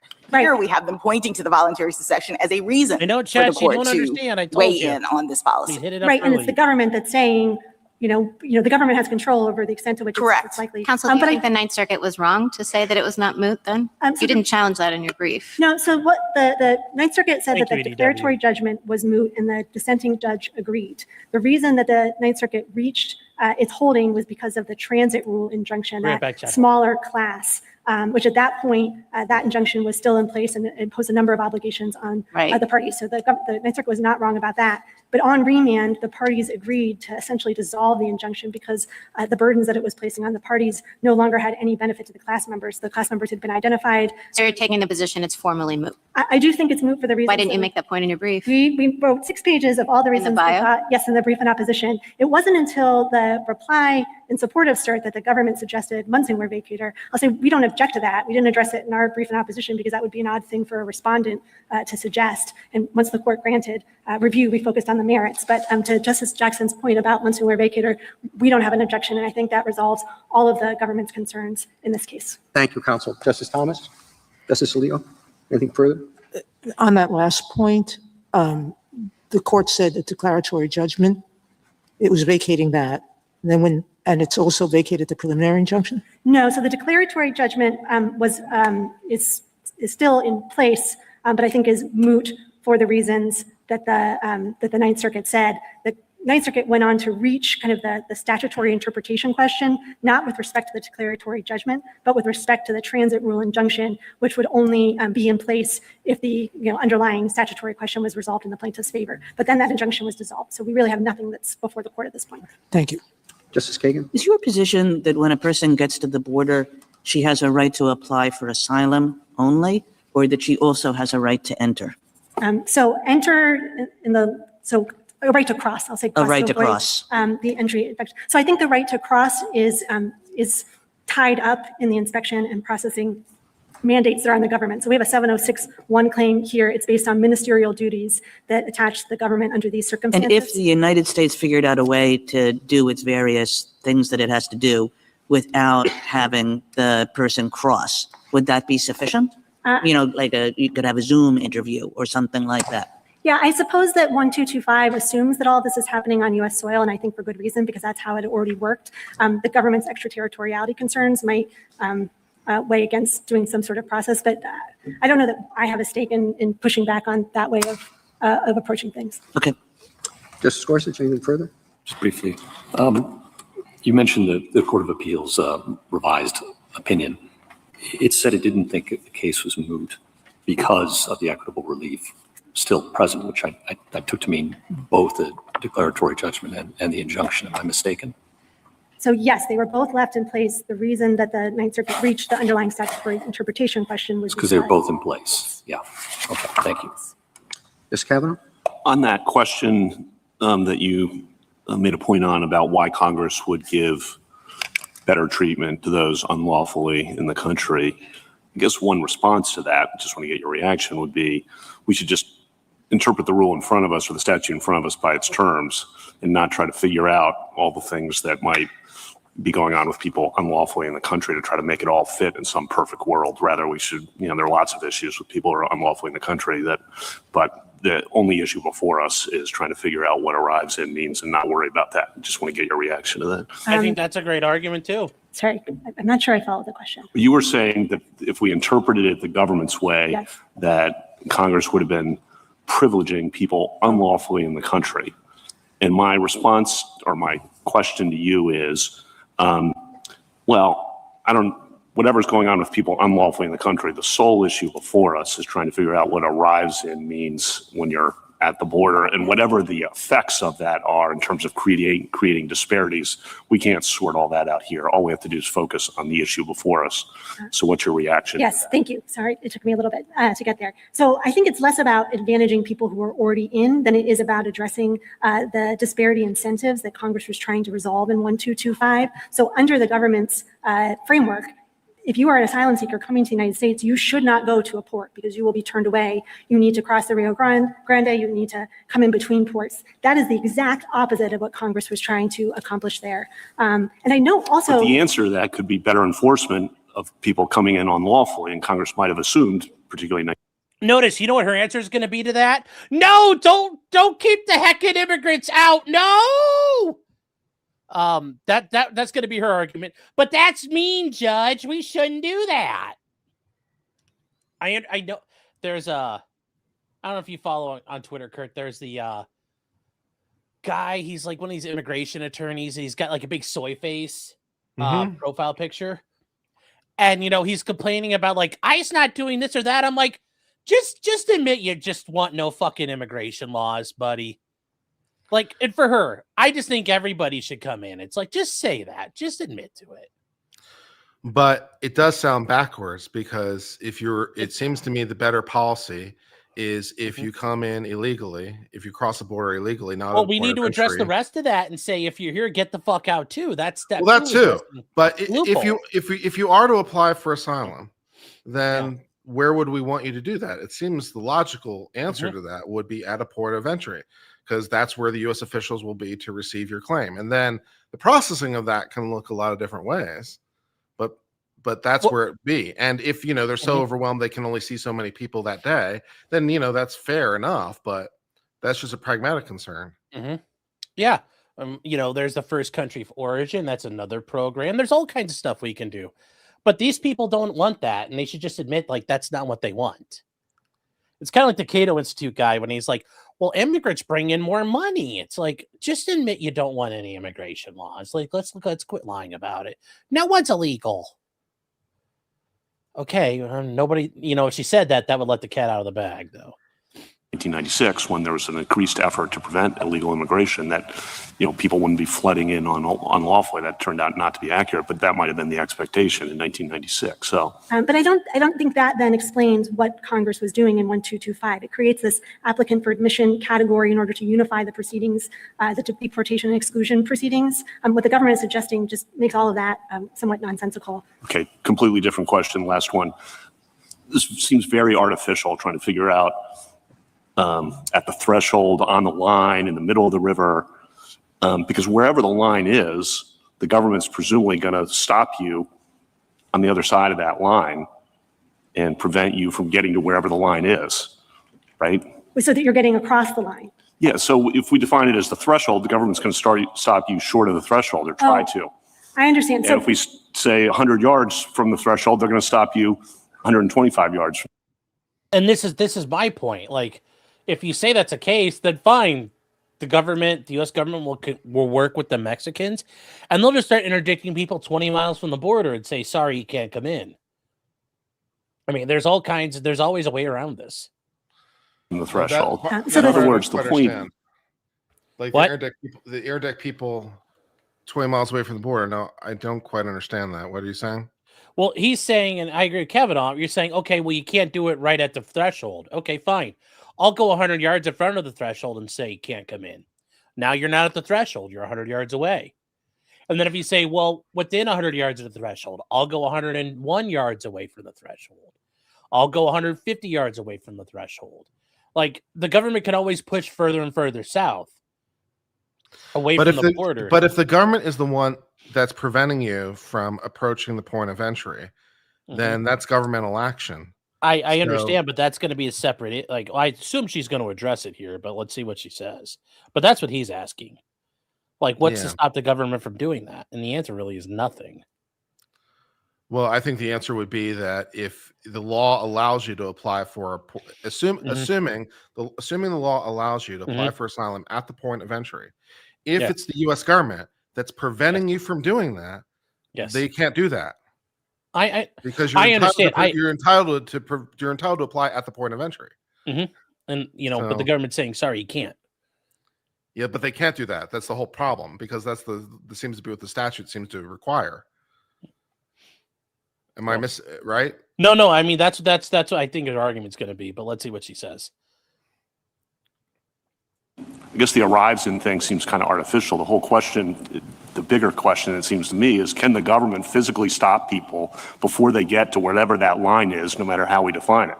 And that seems like not a statutory question, more of an arbitrary and capricious question, but maybe I'm wrong. Just want to get your reactions to that. This whole idea if you're second in line, or for the government, wherever we define it, is going to stop you when they want to implement this policy on the other side of that line. You follow that? I do. And so I think that maybe the factual premise that's inaccurate there, the port goes right to the borderline. So the government understands ports as being kind of that geographic space. So the threshold of the port is the borderline. So you can't really, if you move the threshold further in, then you have people who are present in the United States. If you move the threshold further out, well, now we're in Mexican territory and the government doesn't have authority to act there. So Well, that's always gonna be- okay. So that's a good answer. Does the government, how far into Mexico, maybe the SG, will the government go? If the Mexican government allows the U.S. government to do it, they could have an agreement worked out. Like, that's not, she's like, that'll never happen. It's like, are you sure about that? Because they could agree whatever the fuck they want. They don't want to answer that, to stop people. Yes. I think if the government starts going well into Mexico, Well, and starting, well into, is that 100 yards? I mean, 150 yards? That's not the threshold anymore. And will they go? And I mean, again, you might not have the answer to this question, but the whole thing seems kind of artificial to me, because the government is going, if they want to do this policy, they're going to stop you on the other side of the line.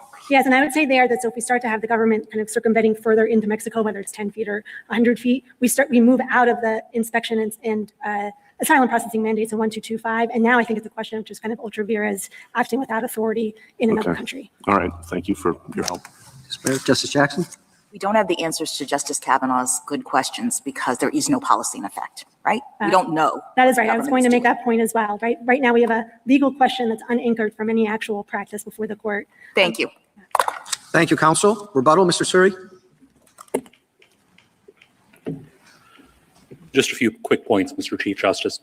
First, this court should decide this case. The case is not moot because there is still effectual relief that the court could award, namely lifting the class-wide declaration and the individual injunction to which the government is still subject. There's also a strong practical reason for the court to decide this case.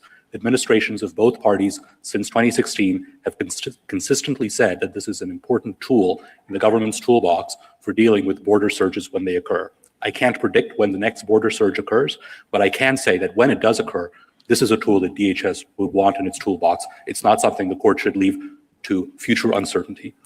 We've been faulted here for not having a specific policy in place, but that's not really fair to us. There's a class-wide declaratory judgment saying that this practice is unlawful. And I think the government should not be faulted for conforming its current conduct to what a court has declared to be the law. Once that declaratory judgment is lifted, we'll take appropriate steps at that time.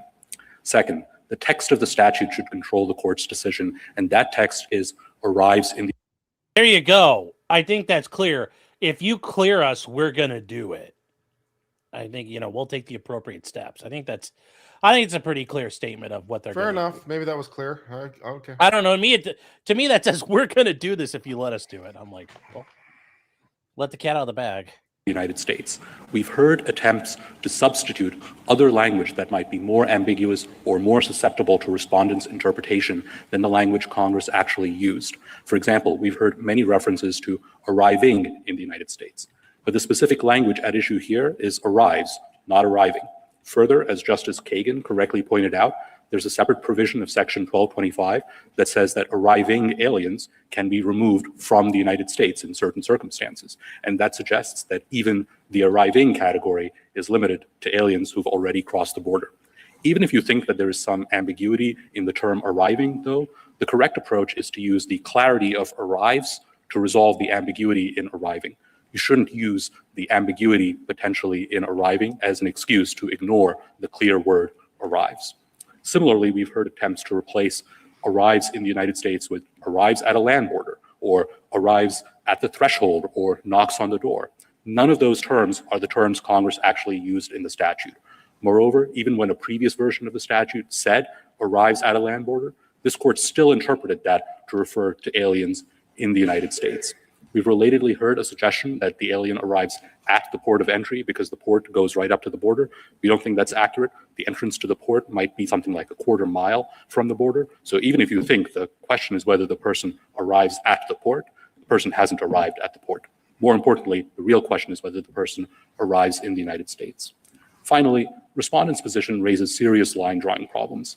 It's not clear from their position whether you have to be at the front of the line, the back of the line, or the middle of the line. It's not clear whether they're distinguishing between someone who is stopped by a border officer versus someone who is stopped by the Rio Grande versus someone who is stopped by the border wall versus someone who is stopped by Mexican authorities working in concert with the United States, which is something that could happen in response to Justice Kavanaugh's question. I don't think we ourselves go into Mexico, but we could cooperate with Mexican authorities to stop people from reaching the border of the United States.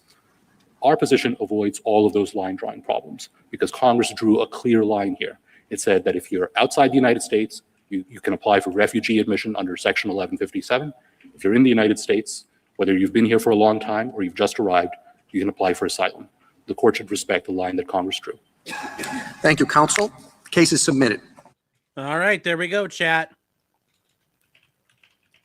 So later this afternoon, President Trump is hosting a swearing-in. Mark Wainbolin, new, and that's very fitting that it says the case is Noem versus Orto Lado. Yeah, someone's got to rename that. What's that? Someone's got to rename that. I know, but it's very funny. It's very apropos. Like immediately they go right into the new DHS secretary being sworn in. No, just do a little substitution when you issue that one. It's funny how life be like that sometimes. I kind of get the feeling this is probably going to be like a 6-3, if I had to guess. I don't think the court's going to side with the respondents. I don't know about you, Kurt. It does seem to go to the policy issues. It does seem pretty batshit crazy to say that Congress said, okay, because the statute says that any alien who's physically present in the United States, and even goes so far as to say whether or not at a point of entry, can apply for asylum, irrespective of their status. So if they're in the United States, they can apply for asylum. So the people who cross the border illegally, as long as they're here, they can apply for asylum. But the person who actually tries to go to the port of entry to apply for asylum, if they're turned away, can't apply. Now that seems completely backwards, because you'd want it the other way around. If you cross illegally, how about not so much for you? But if you go to the port of entry, which is the responsible thing to do, then you can apply for asylum. So this is leading to the exact opposite of what you'd want. I think honestly, this is the immigration law sucks, and that's because routinely throughout history we've heard, oh, we've got an immigration agreement between the Gang of Eight or the Gang of whatever, and it's going to be, we're reforming immigration, pathway to citizenship. Oh, and then we'll work on border security. In the meantime, they've turned immigration law into this complete dumpster fire where, like you said, there are these weird, perverse incentives to sneak into the country, and then, you have these perverse incentives to sneak into the country and then claim asylum. Which, yes, it's stupid, but that's because we've had very crappy legislation on this. It seems to me. I mean, if you were the administration, I think my thought is let's go completely the other direction. It's like, if you come to the port of entry, and which is what we want you to do, we're going to put you to the front of the asylum line, because all those people who cross the border illegally, they can apply for asylum because that's what the statute says. We can't avoid it. Well, but what we can do is anyone who actually takes the time to arrive at a port of entry, we're going to put you at the front of the asylum line. So that creates the incentive for people to go to ports of entry. There's an easier incentive. We're not going to recognize any asylum claims from anybody here. Our immigration judges will deny them all, and we're still going to flare everybody. I think that's the tack that the administration's taking instead, which I think is, you know what? I'm just talking about the ability to apply for asylum. Oh, I agree, but we're just saying you're all by afuera, as they say in Espanol.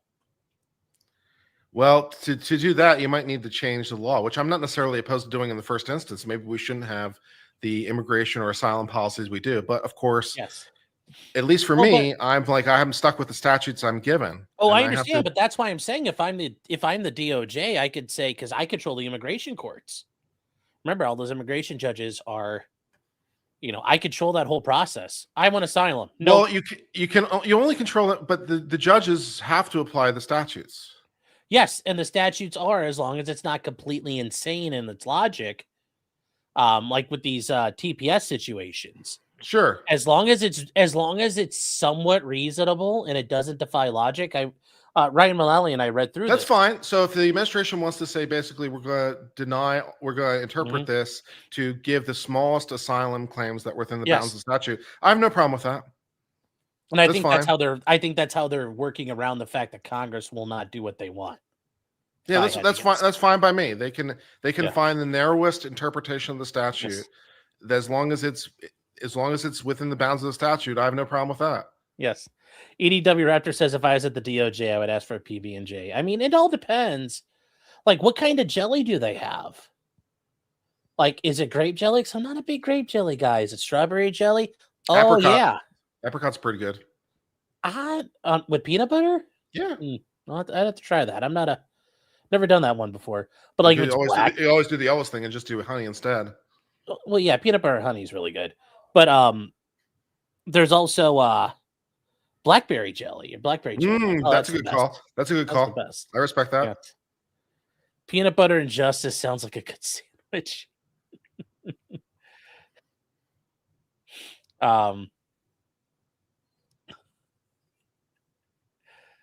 If you pass through 3 other countries before claiming asylum and a 4th, is it really asylum? No.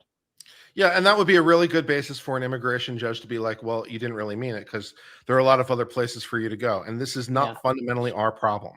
And, you know, we see all why are we the dumping ground of the entire world? This is not our problem. Yes, and we're now learning, too, that more and more throughout the immigration laws, there are people just claiming, oh, well, a bunch of people don't like me where I'm from. Why don't they like you? Well, it's not an excuse. It's not asylum. It's got to be they have to hate you for a particular reason. Yeah, I keep thinking about applying to be an immigration judge. It might not be a bad idea, and I'm happy to deny. It'll probably be it'll look like be a 2-year gig, Kurt. Hey, it's fine by me. It's fine by me, and I'm happy to deny deny to the maximum extent allowed by law. I'm not exactly eager to grant asylum claims. Kurt afuera Muller, just afuera. The guy's like, but I'm from Somalia. Learn Spanish. So there's some actually good questions here I was going to catch. None. Okay, None. 1790 says, are the Supreme Court courts taking notes during this? No. This is, by the time you get to an oral argument, the judges pretty much know where they're going. They're more asking these questions to poke and prod, to flesh things out for the other side or other justices. This is not a, nobody in there really gave an argument where Clarence Thomas is like, I was thinking the other way, but I agree now. So no, this is not, it really comes down to the briefings, and most of what they're going to argue anyway sticks in the briefing as well. So there's no need to take notes anyway, because they would have transcripts for this stuff at the end of the day. But that's a very good question. It's a very, very good question. EDW Reps says, I think KBJ's. Yes, thank you, EDW. Supreme Court hot? I guess hottest woman on the Supreme Court. If that's the race you're running, I guess. All this sounds like Victorian dirty talk. Yes. Oh, my betrothed, I'm going to arrive. I'm knocking on the door. I'm in your threshold. Yes, it's true. Thank you, Jasper. I'm surprised Phil lets you donate like this, because that would have probably been, part of a pull for WW. That's part of a Hogan pull. Nobody knows it says Alito looks better as a woman than Jackson does. Oof. Trans Alito. Oh, that's a horrible universe. Okay, I'll bring this one up because I promised to read them all, and I'm going to promise to read them all real quick. Oh Lord, that was a Bob mistake. Bob for $2 doodle says at the end, Vivek Katanji $1,000 he wins. Well, like 1,000 American dollars, or are your dollary dues. EDW Raptor for $5 says, chat, did you know we're 138 days from Sean's birthday? Yes, it's 138 days away. We are so close, I guess. Luke has been a member for 1 month. Thank you, Luke, for re-upping. Says, happy birthday, Sean. It's not my birthday for another 138 days. Muralist actually asked a good question here. It says, why is the name Noem, for example, instead of the secretary, something like the office? Because if it's the secretary, well, who is that? Who is the secretary? Right now, Christy Noem's not there anymore. So who's the secretary? Because that's the way we do it, bitch. Well, there's that too, but it's also, you need to identify a person. Because it's just, if this monolithic institution, well, who's the person responsible? You have to be able to and you do the head. That's why it's like Trump, if you're suing certain things, or Pam Bondi would be certain things, or Pete Hegseth. That's why you see these cases like Rumsfeld versus like Hamdan and Hamdi and Padilla, because Rumsfeld was the Secretary of Defense. Or Ashcroft v. Iqbal, because John Ashcroft was the Attorney General at the time. But that's the way it's always done. You have to have an identified party like that. You can't just name an institution. But yes, more or less because it's the way we've always done it. Is correct from Kurt as well. I own you, says grape jelly is the best. I'm unliking the stream now. Well, it's not the best. Not at all. KJ says, why change the laws when they can mean whatever a judge says they mean? Well, I mean, there is that issue as well. But because it's the way you're supposed Partly to to make changes, partly to change what the judge says it means. Yeah, but I think their point is all it takes is, Hawaii judges say, no, I don't like that. And it's like, fair enough, but we're supposed to do it the right way. And I understand it's hard, but yes, we are supposed to do it the right way. Does the secretary do her own typing, or does she have a secretary? Yeah. Oh, thank you. A very good one. Kill Billy says, I want to cite the case of Hose versus Mad. Jasper the Cat Dude's correct. Darkside Phil's an immigration judge would say, nothing I could do. Ban, deported forever. So yeah, that actually maybe is calling. Just deport everybody all day long.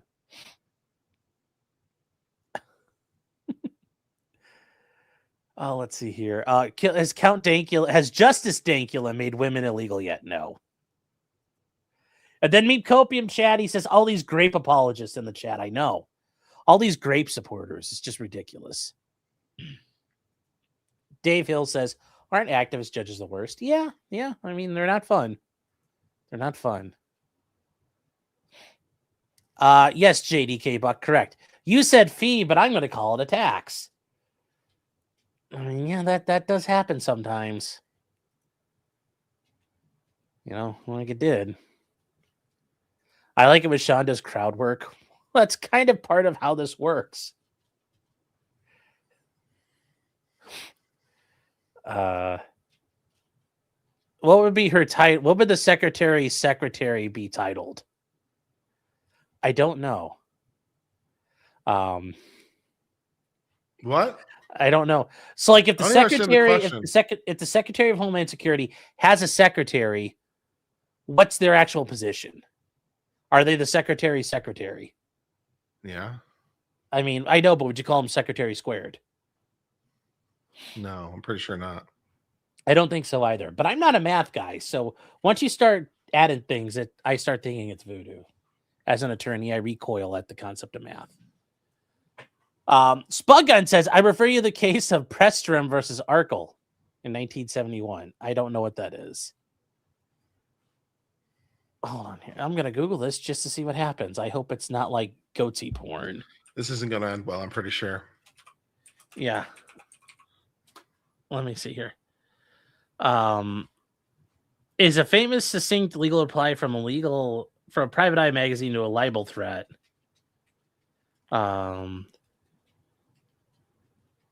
Just fuck you. Okay, so there was a demand letter, and the magazine responded, "We refer to your letter. We note your client's proposal, and we tell you you may go to hell." It's like, yeah, that sometimes succinctness is correct. That is correct. I knew it. I didn't know that was the name of the case. I'd heard it before. I refer you to Spy versus Spy. Yes. Secretary twice removed. Kill Billy says, what's your take on Marbury versus Madison? Oh yeah, I think it's correct. I think it correctly decides. I think it is correctly interpreting Article 3. The Article 3 says that the Supreme Court has jurisdiction over all cases of law and equity, and so that they are to provide legal interpretations. So I think Marbury versus Madison is just Article 3. That's what I think. I mean, I don't disagree. I mean, it does sound, the idea of saying like, oh, Marbury versus Madison's bullshit sounds great until you realize like then the Supreme Court's gone and has no purpose. Like, what do? Every once in a while when an ambassador gets in trouble or there's an impeachment, like that would be kind of weird. So, yeah, so I'll just read it. Judicial power shall be vested in one Supreme Court. Yes. Okay, well, what is the judicial power? Isn't it the power to decide what law means? And it says the judicial power shall extend to all cases in law and equity. Yeah, I agree. Arising in the Constitution. I'm explaining it through the chat. Oh, yeah. The laws of the United States and treaties made. All right, so remember that the Constitution itself says that the Constitution is the supreme law of the land. So the Constitution is a law. And so if you were a court interpreting just any other law, like, I don't know, a speeding law, and you're saying, what does it mean? Like that, no one has a problem with this, right? So the court's just interpreting the law. And so then it's like, okay, well, what if you have a conflict between laws, right? What if two laws are fighting each other? How do you deal with that problem? Well, since the Constitution says it's the supreme law of the land, that means that if you had a conflict between a statute and the Constitution wins. So if you interpret, well, this means this, and this means this, and this contradicts this therefore is illegal because this says it's supreme. So to me, it's just, Marbury versus Madison is just Article 3. I don't understand I don't think it's inventing judicial power. I don't think I think it's just Article 3. I think that's what it says. I know certain other learned scholars of the law tubes who passionately disagree with this position, and I look forward to their coverage. Yes. Next week, Moments of Trading is going to become a Third Amendment auditor. It's going to go house to house checking for unwanted soldiers. Nice. There you go. I have a feeling you will be chasing a white whale for a very long time if that's your goal. But you can also claim by you doing your job, you're making sure it doesn't happen. So you're like, it's the, you're the guy breaking windows and then you also fix them. Who would have won in a duel between John Marshall or Andrew Jackson? Probably Andrew Jackson. That dude was tough as nails. He wasn't afraid to kill people. Old Hickory? He killed people in a duel before. So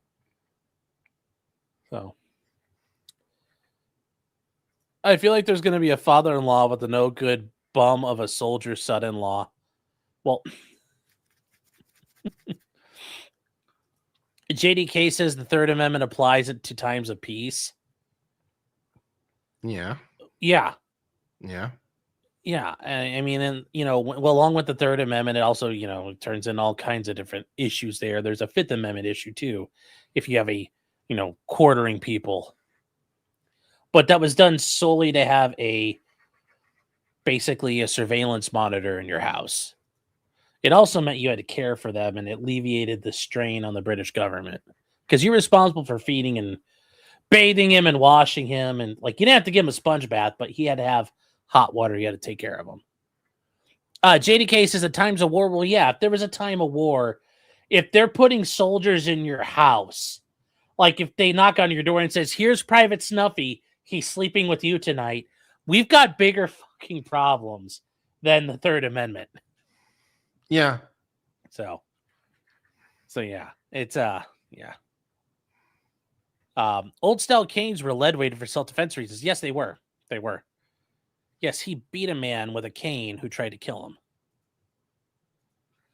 Okay, Kill Bill has a real question. It says, do you think the Supreme Court should be expanded? With only 9, it seems like they miss a lot of important cases.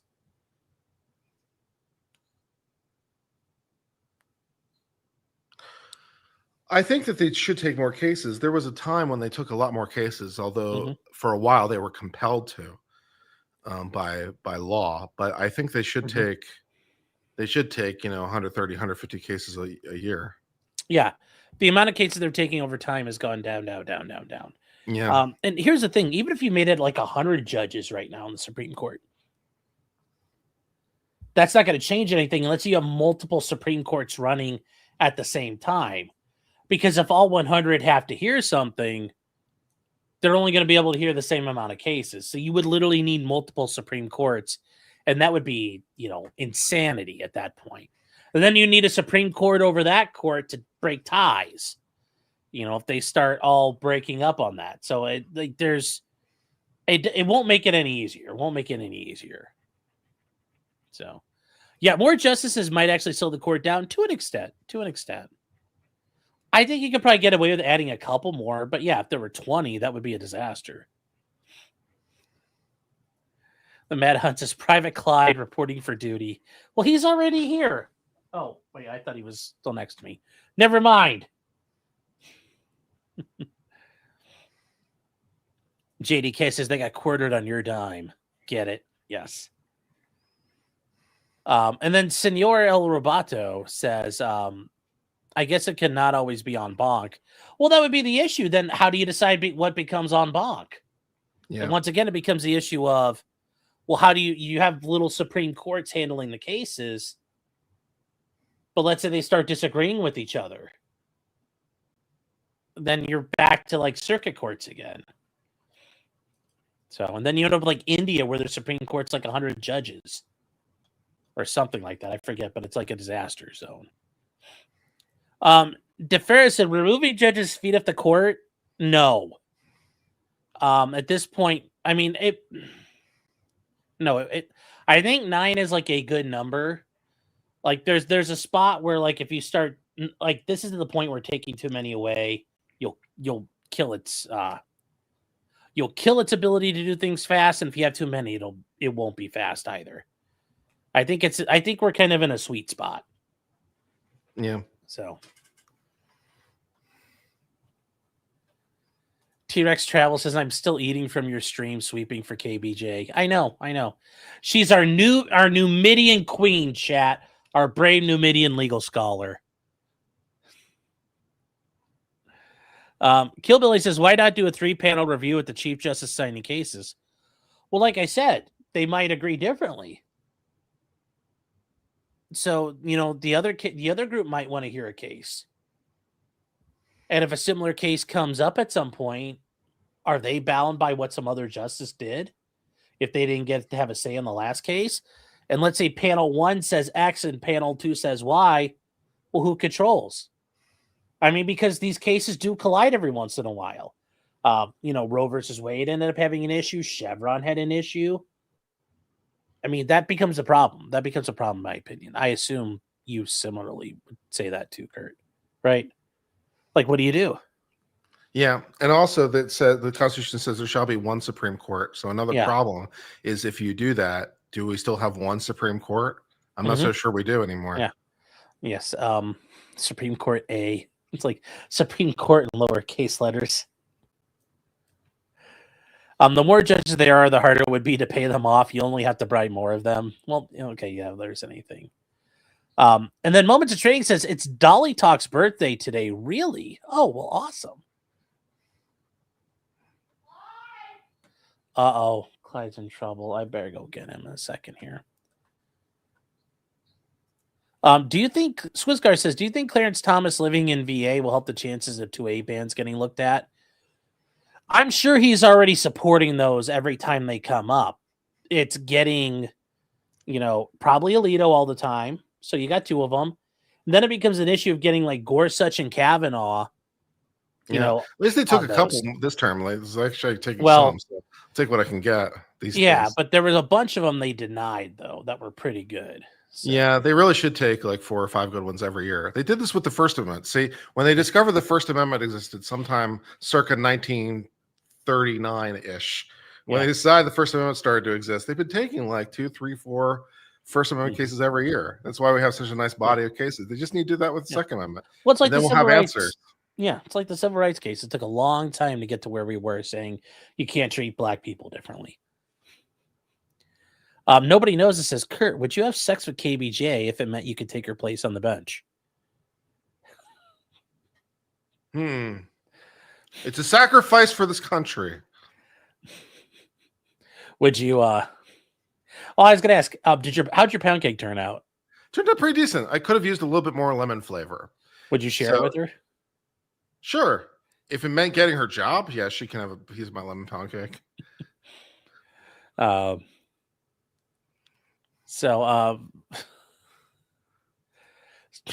says it should have taken longer. Thanks, meme. Coming from the most ethnocentric nation on the ethnically homogenous nation in the world. Only with the Baldo. Well, there are not too many of those floating around anymore. So, all right, Kurt. Well, I think that's it. I think, like I said, I bet we're probably going to get a 6-3 on this because I think even ACB was like, even Comey was like, yeah, we're not doing this. Yeah, so could be. We'll see. All right. Well, thanks for letting me drop by and hang with you for a while. Of course. And guys, find Kurt over at Uncivil Law. What are you doing this week? Anything good? I don't know if I have any particular plans this way. I just kind of do things as they come up. So we'll see what the content machine has and what looks good. All right. Well, guys, thanks, Kurt. See you around, man. Have a nice night. All right, bye-bye. T-Rex Travel says, to quote the Queen, how dark do you think the babies would be, Kurt? Oh, God. Thumb Ugly says, uncivil, yes. GG, guys. I know, GG.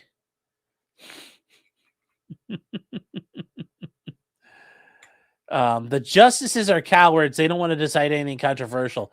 That's true. And you wouldn't think that, but as Matthew Harden says it, and I agree, John Roberts' desire is to be well-liked and invited to all of the cocktail parties up in Silver Springs and Chevy Chase, Maryland. He wants to be well-liked. That's part of his issue is he's got one eye on the history books and one eye on the public poll and not necessarily an eye on the court and the Constitution. Are there any updates on Iran? Not yet. Nothing big. Apparently, they're now asking to negotiate with J.D. Vance, which is impressive because before they were like, we're not going to do that. But I guess we vaporized enough of them and they're like, please don't kill us. Chevy Chase is an asshole. Not that Chevy Chase, Maryland. It's like a suburb like Bethesda.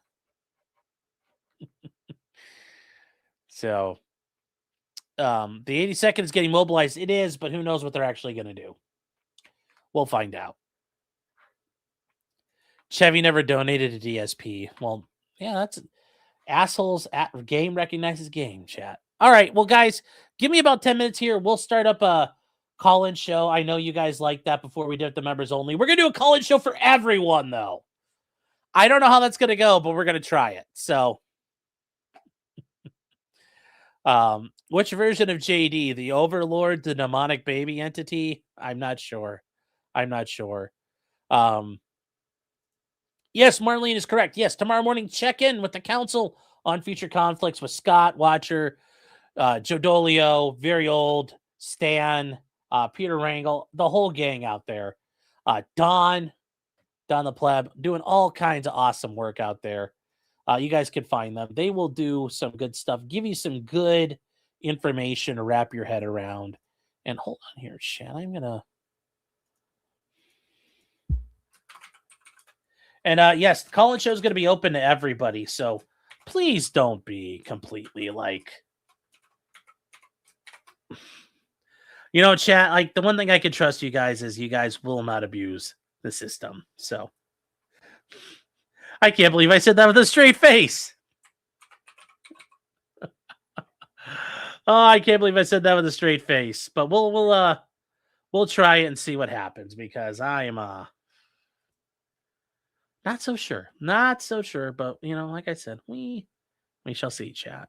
We shall see. So with that said, chat, please remember, until next time, just because you did it does not mean you're guilty. Although if you're guilty of coming up to the border and seeking asylum, you know, I got to figure out how to say that in Spanish. Erica, you need to help me with that, because I need to do that, because I think that'd be so funny. So good night, chat, and I will see you guys in about 10 minutes. Take care. Let's see here. Hold on, chat. There we go. All right. That all worked. My unbombed seek asylum. Wait, so I get to say Baba Booey? Sure, if you want to. You can go like, Baba Booey, Howard Stern's penis, and hang up. You can totally do that. You can totally do that if you want to. So, good night, chat. I'll see you guys in a couple of minutes.